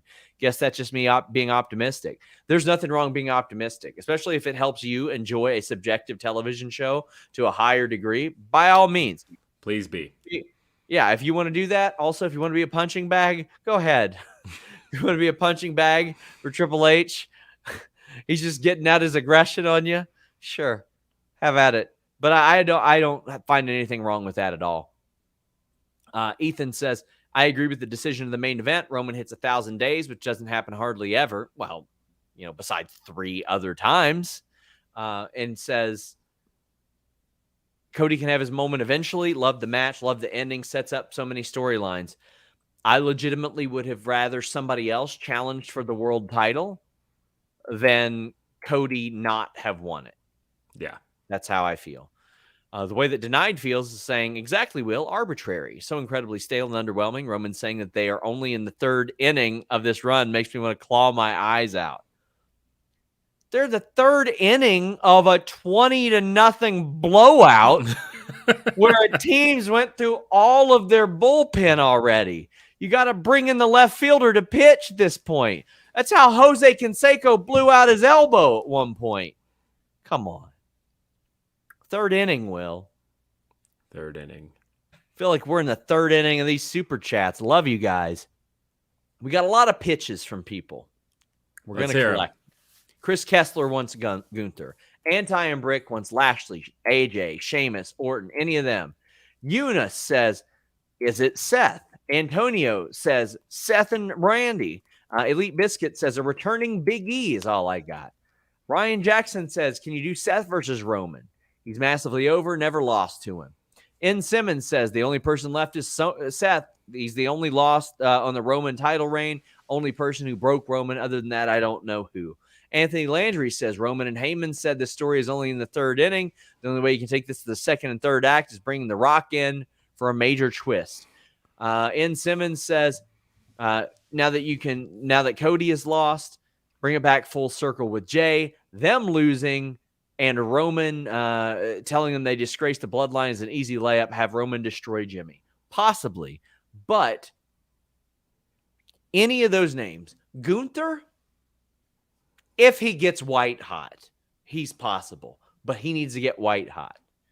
Seth Rollins, I feel like they have been at this before. I feel like they've done it before. Randy Orton? Hell no, not Randy Orton. That's a 14-time champion. You're not going to gain anything out of making it Randy Orton. You need somebody that can gain from it. Cody could gain from it. Who else? All kinds of people were mentioned there. Did any of them strike you? And Punks saying, honestly, it was time for Drew and Cardiff. No, I know Drew didn't have his moment at Mania because of the pandemic, but no, that was he wasn't hot enough for it then. No. Yes, I agree. Any of those do anything for you? Maybe Goldberg? Ooh, that's a good one. I could see that. He's a young upstart. I would love to see that. Endeavor star Conor McGregor? I mean, that's one thing I'm interested in, by the way, is I think we probably do start to see a lot more crossovers. I think especially to promote big pay-per-views. Yeah. I think bringing UFC guys in to work WWE angles and matches, I could see a lot of that happening. On the other side of that, WWE guys who want to try their hand at getting their faces caved in, I could see that. So that actually turns into a really interesting scenario, especially I'm like keeping a complete eye on my WWE stock tomorrow because I want to see how that all plays out. We also have Hamp Connell saying, why didn't WWE think of marketing 1,000 days before giving Cody the title shot? I'll bet it's because they didn't even realize it until it was too late. They need to get their heads out of their asses. They knew. They've been on it for a while. Yeah. Joseph Snurk said someone called Hell in a Cell the most underwhelming match on the card when that women's 4-way was on second. That one was not very good at all. I agree. I think just people expect. I feel like there weren't high expectations for that match, but there were for Hell in a Cell because I thought that Edge was going to go full 2006 against Mick Foley and be like, I see what you all are saying, but I'm going to do some crazy shit. And that just didn't happen. Spencer says, I want both opinions. Who ends Roman? I am back to where I was a year ago. The answer is TBD, Will Washington. And I hate that because it had been TBD for a year and a half. And over the last year, it became Sammy and or Cody. And now it's TBD again. If you asked me a year ago, I said the answer was Cody. As hot as that match with Seth was, as big of a deal as his return was, my immediate thought was, I don't know when, but you can get him to Roman Reigns with how much buzz he's generating in this return. Yeah. We've got... and I don't see that a year later now. Like a year ago, I could say next year, could definitely see Cody. Right now, there's nobody I'm looking at right now that I have that same feeling about, and that's too bad. Courtney says, I hope Roman winning means he is a Money in the Bank. I don't know what you mean by that, or he is at Money in the Bank is what I think you meant to say. I hope he is too, because that's a major show, and I'm planning on going to London to that show. So I hope so. Matt Scales says, hey, Sean and Will, thanks for all the great work. Do you think this means Cody wins Money in the Bank? I do not want to see a cheap cash-in beat Roman Reigns. I want to see a clean as a sheet win. Oh, that would be the worst if anybody won. If Roman loses these reigns to a Money in the Bank cash-in, I will have lost all faith in any competent booking as far as this is concerned. Corn Case saying, people saying Cody had no adversity are wrong. The adversity was him leaving WWE to pretend or prove he's a superstar. Nobody in WWE could beat Roman from somebody else outside. Cody could have. 1,000 days is clearly more important to WWE IMO. And I agree with Corn Case. The adversity are all the letters he had scribbled on the back of that weight belt, which is every promotion that he worked for outside of WWE, because what he wanted to do was prove that he wasn't the nepotism hire that didn't pan out. And he did that. That was his adversity. And then he came to WWE and tore his pec off his bone and wrestled a match with a torn pec. Whew.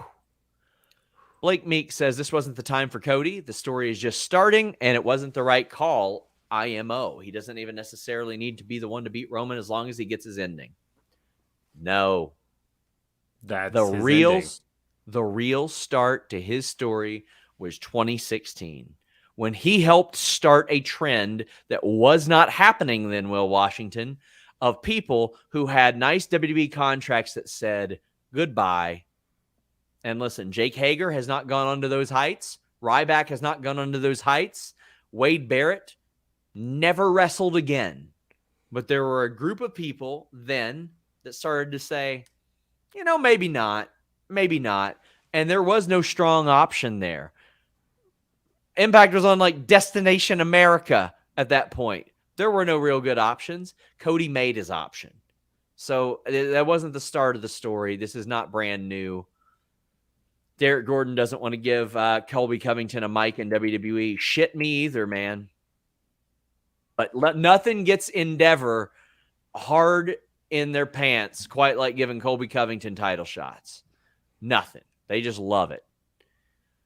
Lionel Buff says, I was in SoFi Stadium, which tells you how long we've been on the air. The fact that you got out of SoFi Stadium and you can actually send us a super chat. Says, and Cody losing sucked the energy out of the crowd. It's the biggest live event in wrestling. Why not pull the trigger now? I wish I had a good answer for you. And yeah, that reaction wasn't quite the Undertaker and Brock Lesnar, Will, but it was very clearly something that made the penises of many people very soft. And fortunately, we've got something that can help you out. BlueChew.com and the code FIGHTFUL, our longest running Fightful sponsor here.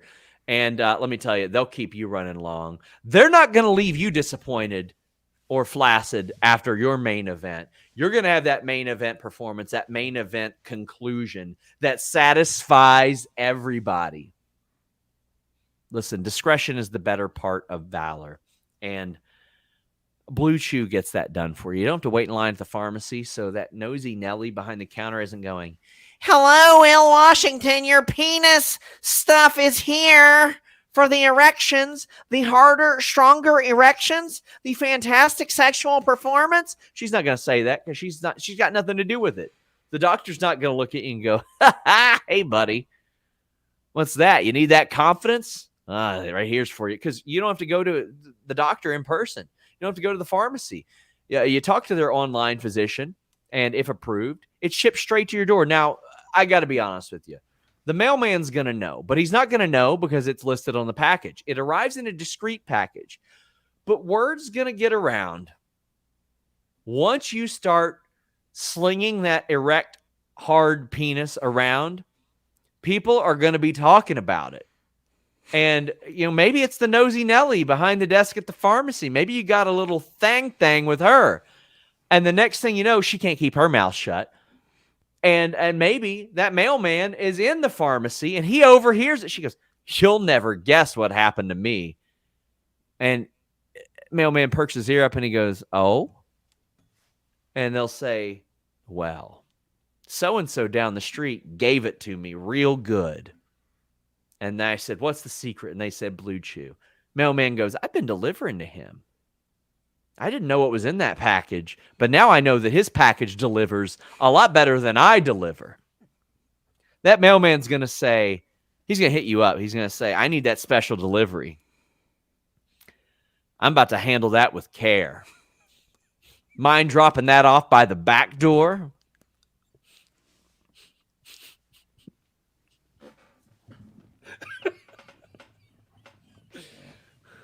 And listen, depending on your situation, maybe you're in a relationship. Maybe you're not in a relationship. But here's the thing you got to do. You got to be careful because the mailman, he might be fragile. You get your first shipment free when you use the code FIGHTFUL. Just pay $5 shipping. And let me tell you, you'll be dropping stuff off in all kinds of slots. Thanks to Blue Chew and the code FIGHTFUL. Have great sex with your mailman by using Blue Chew and the code FIGHTFUL.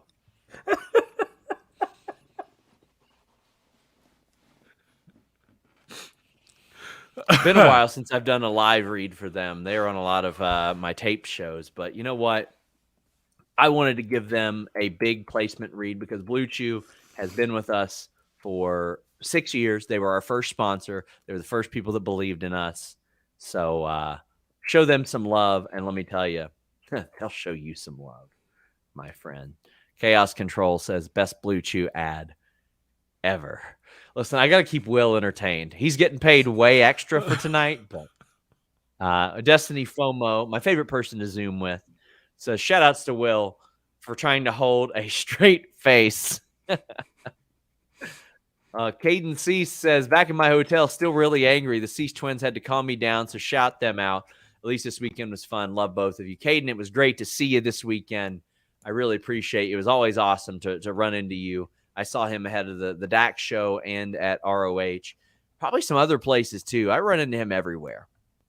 I didn't get a chance to see Caden, and I felt bad about that because I know Caden did hit me up multiple times, and it was just like I was so everywhere.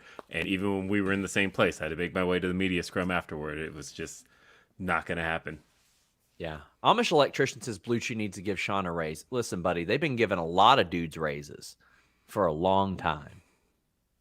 That's why you need to use BlueChew.com and the code FIGHTFUL. We got Ryan Lambert saying, "Looking forward to -1 beating Roman for the title." That's you know what? We're on path for that. What is he? 11? We can make that happen. Yeah, it is 2:30 a.m. Eastern, and we're getting through it. We still got 4 pages. JP says MJF beats Roman in 2024. Lorenzo says, "Do you think they still have Cody win at MSG? Hated the ending. If he lost clean, I wouldn't be as mad." I would have actually liked him losing clean a lot more, Will. Yeah, absolutely. And that's all I've been saying here is that a clean win would have been fine. It would have been shocking, but I'd be on here going, wow, that was not what I expected, but dang, that was a cool ending. But not what Adam they did Russo, here. Adam Russo says, I always wanted Xavier to be the guy to beat Roman. Big E was mentioned earlier, too. I don't know if they would be the best choices, but I certainly do think that within the scope of WWE in history, there are possible paths to that, and that they are beloved enough talents to where there could be a path to that, especially considering Xavier hasn't won the title before. But they would need to catch fire for that, or Big E would just need to come back in general, and I'm not convinced he will. I just hope he will. Cameron says, I'm so sad now. Gunther, Rock, Braun, Jay, who? Not Jay White, it's spelled Jay, but no, not him, not Braun. Gunther would have to catch fire. Rock, absolutely not. Yeah, and who actually passed away a few years ago. As you know, that was Jim the Anvil Neidhart. I'm sorry.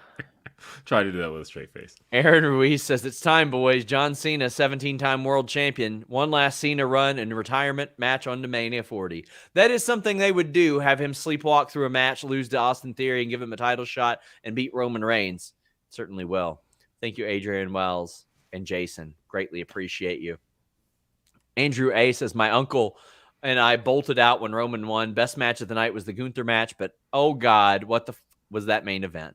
I liked the match. It was very exciting. I was very anxious, but yeah. And I had a WWE employee that messaged me on, let me see when it was. He screenshotted it and sent it to me too.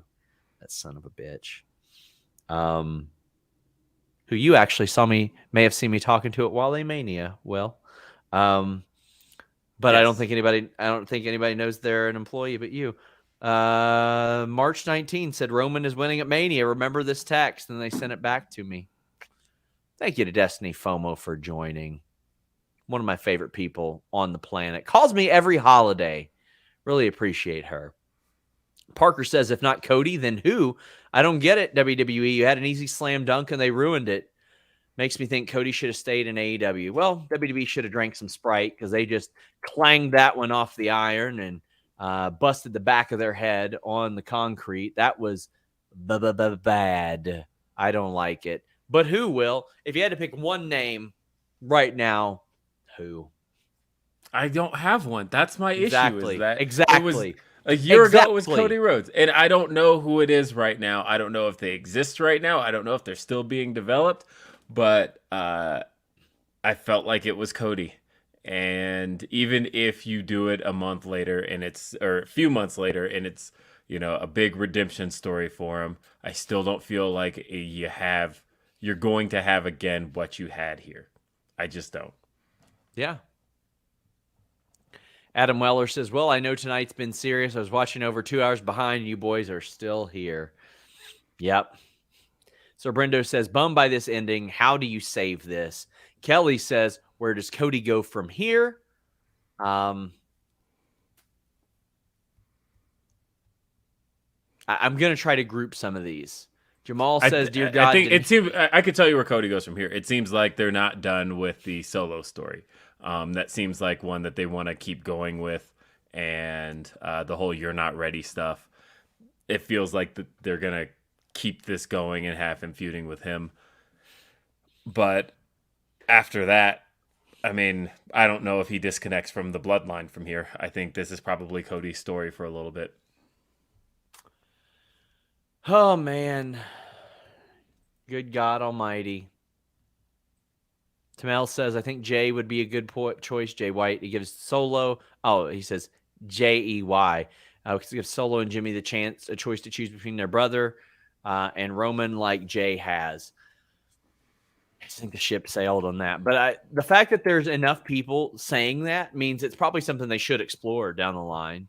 If there's this many people that are streaming that out, well, then, maybe it's not the kids that are wrong here. Blake Meek says, MSG show after SmackDown after Money in the Bank, he calls Reigns out. If he challenges straight up for the title, maybe that's a thing. Like, I would love Roman to do everything that he can to avoid Cody, maybe. But I honestly also wouldn't mind it if they pulled a little bit of an AEW swerve and Cody's like, if I can't beat Solo, I will never challenge, or I will not have a path to challenge for the title. And then maybe he could win Money in the Bank and sort of overcome that, because that's something they always expected AEW to do. They just didn't. Corbin asks, where does Cody go from here? We said Solo. If he ends up winning it, it won't feel the same as it should tonight. I completely agree. And I do think it's going to get we're going to get Solo, as Hamp Connell says, when we just pinned him a week ago. Yeah, he just pinned him. But this was Solo getting the ultimate, I'm getting my match back situation right here.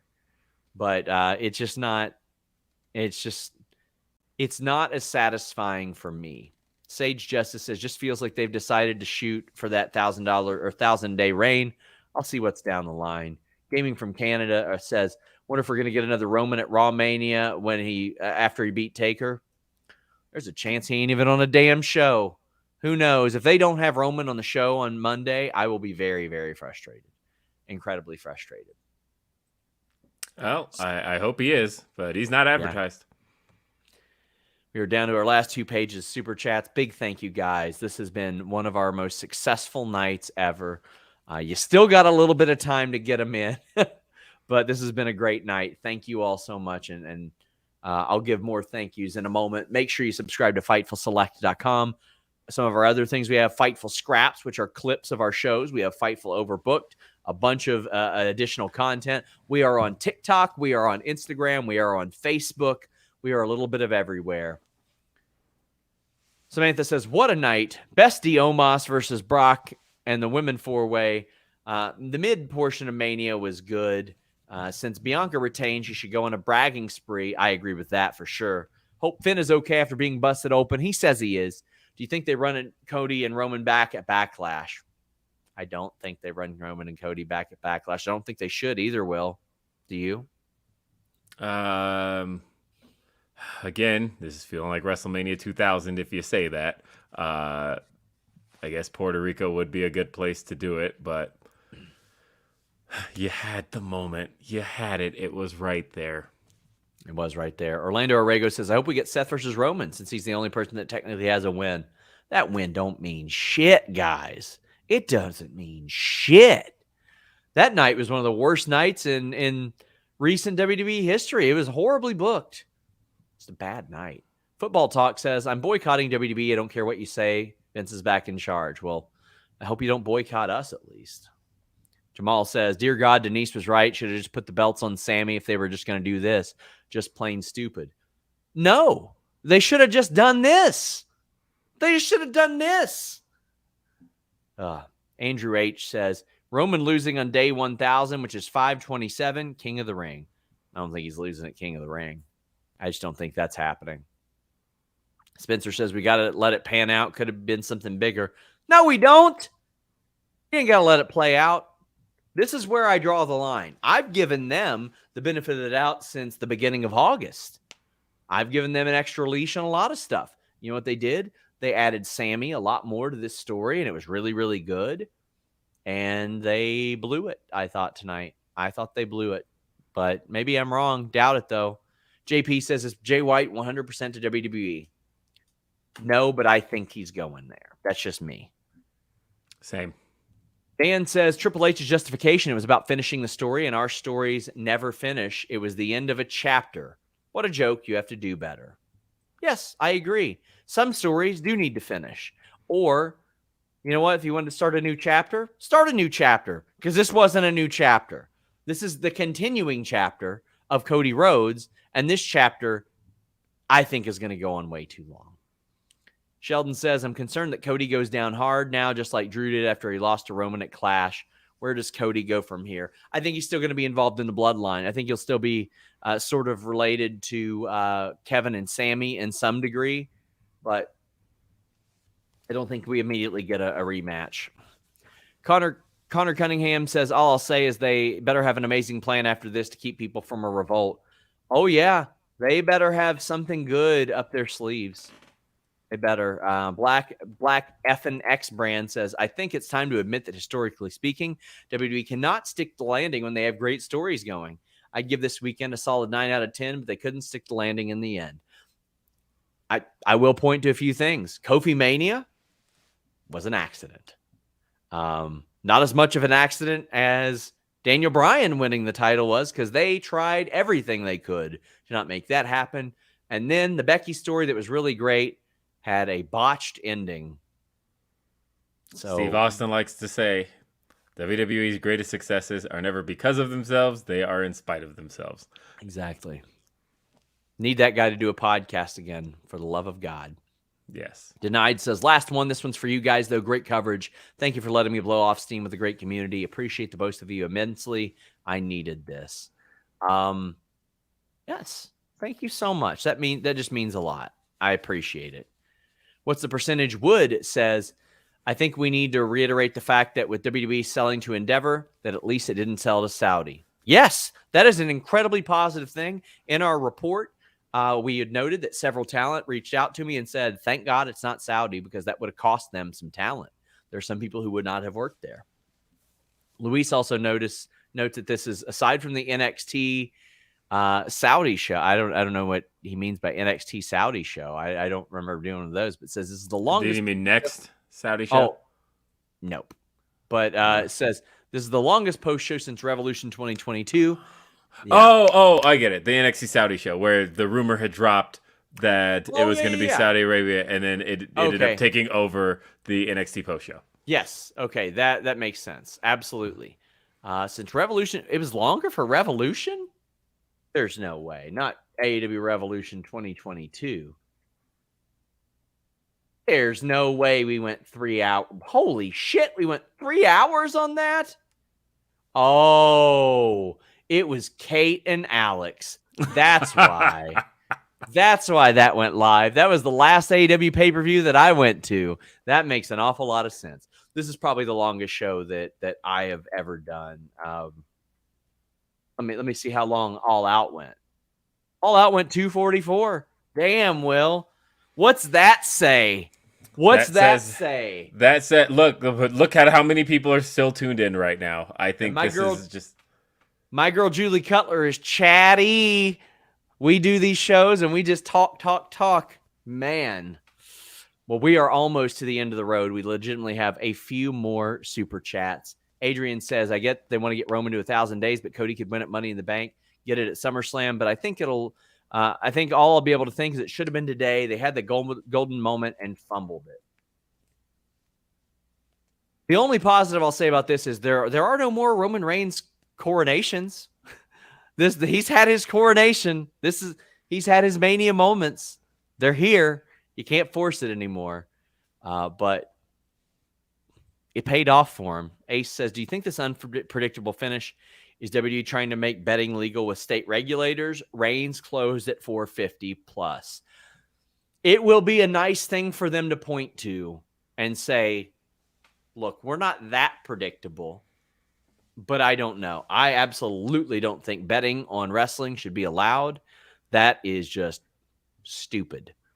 I mean, you can make it allowed all you want, but the way the odds are going to look is going to be like half the time. So, which is how it won't be worth outside of the States. Yeah, it's not going to be worth betting. SF Comic Book says, feels like they didn't want an AEW guy beating their champ. And Cody has noted numerous times he's not an AEW guy necessarily. He was a WWE guy. Guys, we have more of his story exists in WWE. Yes. AEW. We have over 3,100 people watching. We have 750 likes. Let's get that to 1,000, please. Leave us a thumbs up on this video. You're right there. Just do it. Just leave a thumbs up. Help people find it. Jacob says, last one, don't care who it is, as long as Roman loses. Give me Akira Tozawa as champ. I don't give a heck.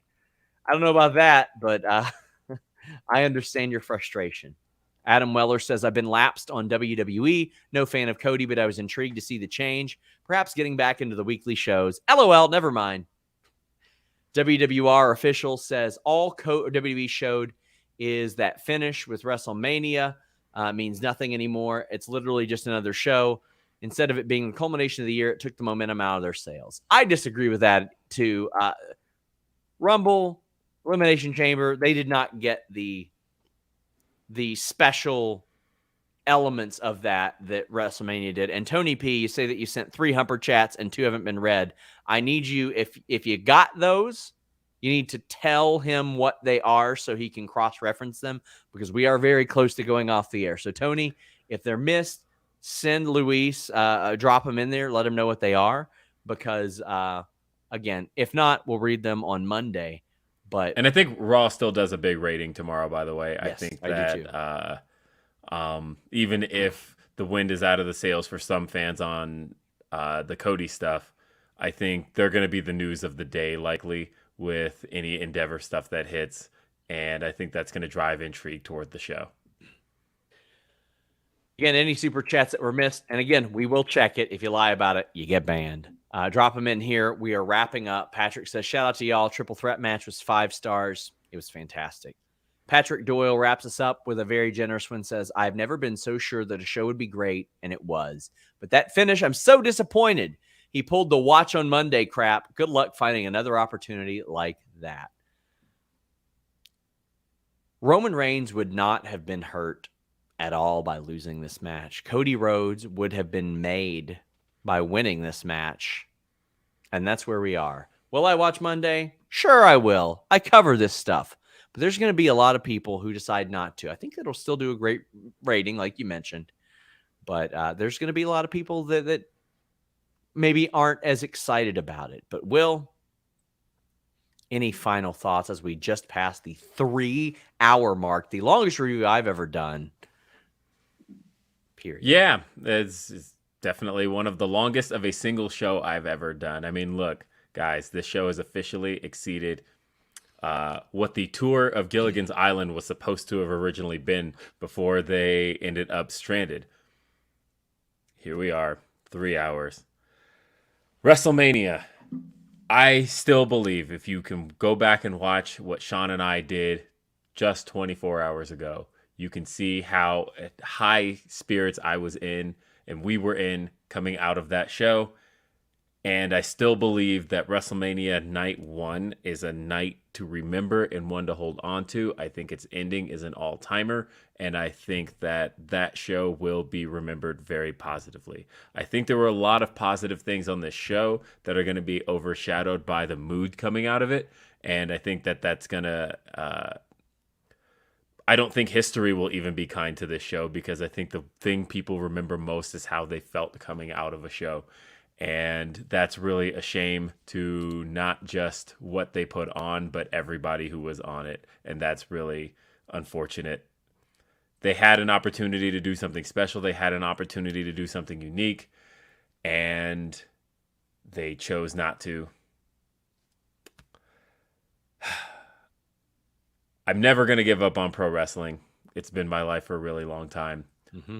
But I can definitely understand some of your frustrations out there. Guys, thank you all so much. I want to thank Luis for all the work that he's done, man. Like just incredible work there. Thank you, Luis. Seriously. Like he has kicked ass on this. He's still going through a couple Humperchats. Tony P says, it was in reference to laughing at the finish like Luke Owen after the Fiend Goldberg match. The other was about Cody maybe winning at MSG2. We read those, Tony. We got those, my friend. Luis did an incredible job. I want to shout out our entire team. Kyler on social media, the Grapsity guys being live in LA. We had Caden there as well. We had Denise on site as well. Just an incredible job. Also, my friends Church of Joshi, who were doing media for the first time, they did an incredible job. But our team, Joel Pearl helping get those interviews up and done. Unfortunately, we lost the audio on some of them. That's a bummer. But there's just we got a great team at Fightful. We'll work on a lip read for those. I'm just yeah, kidding. we're I mean, we're gonna work on something. I'm still getting a transcript out of them for sure. But thank you to Gisberto for doing what he did. A big thank you to Drew and Zach Schimmel, who sent insane super chats and making this one of the biggest and best shows that we've ever done. Leave a thumbs up on this video. It would mean an awful lot to me. I'm sure that I overlooked somebody in thanking, but thank you all. I truly love this. I love meeting so many of you. Me and Will got to meet just a ton of people that came up to us and said they love what we do. And to me, a bad day of wrestling beats almost a good day of anything else. And I'm very fortunate about that. And Raw Spada says, I just want to say, I'm glad we still have AEW. Well, we can talk about that Wednesday. We're back here for Raw After Mania tomorrow. Until next time, we're out.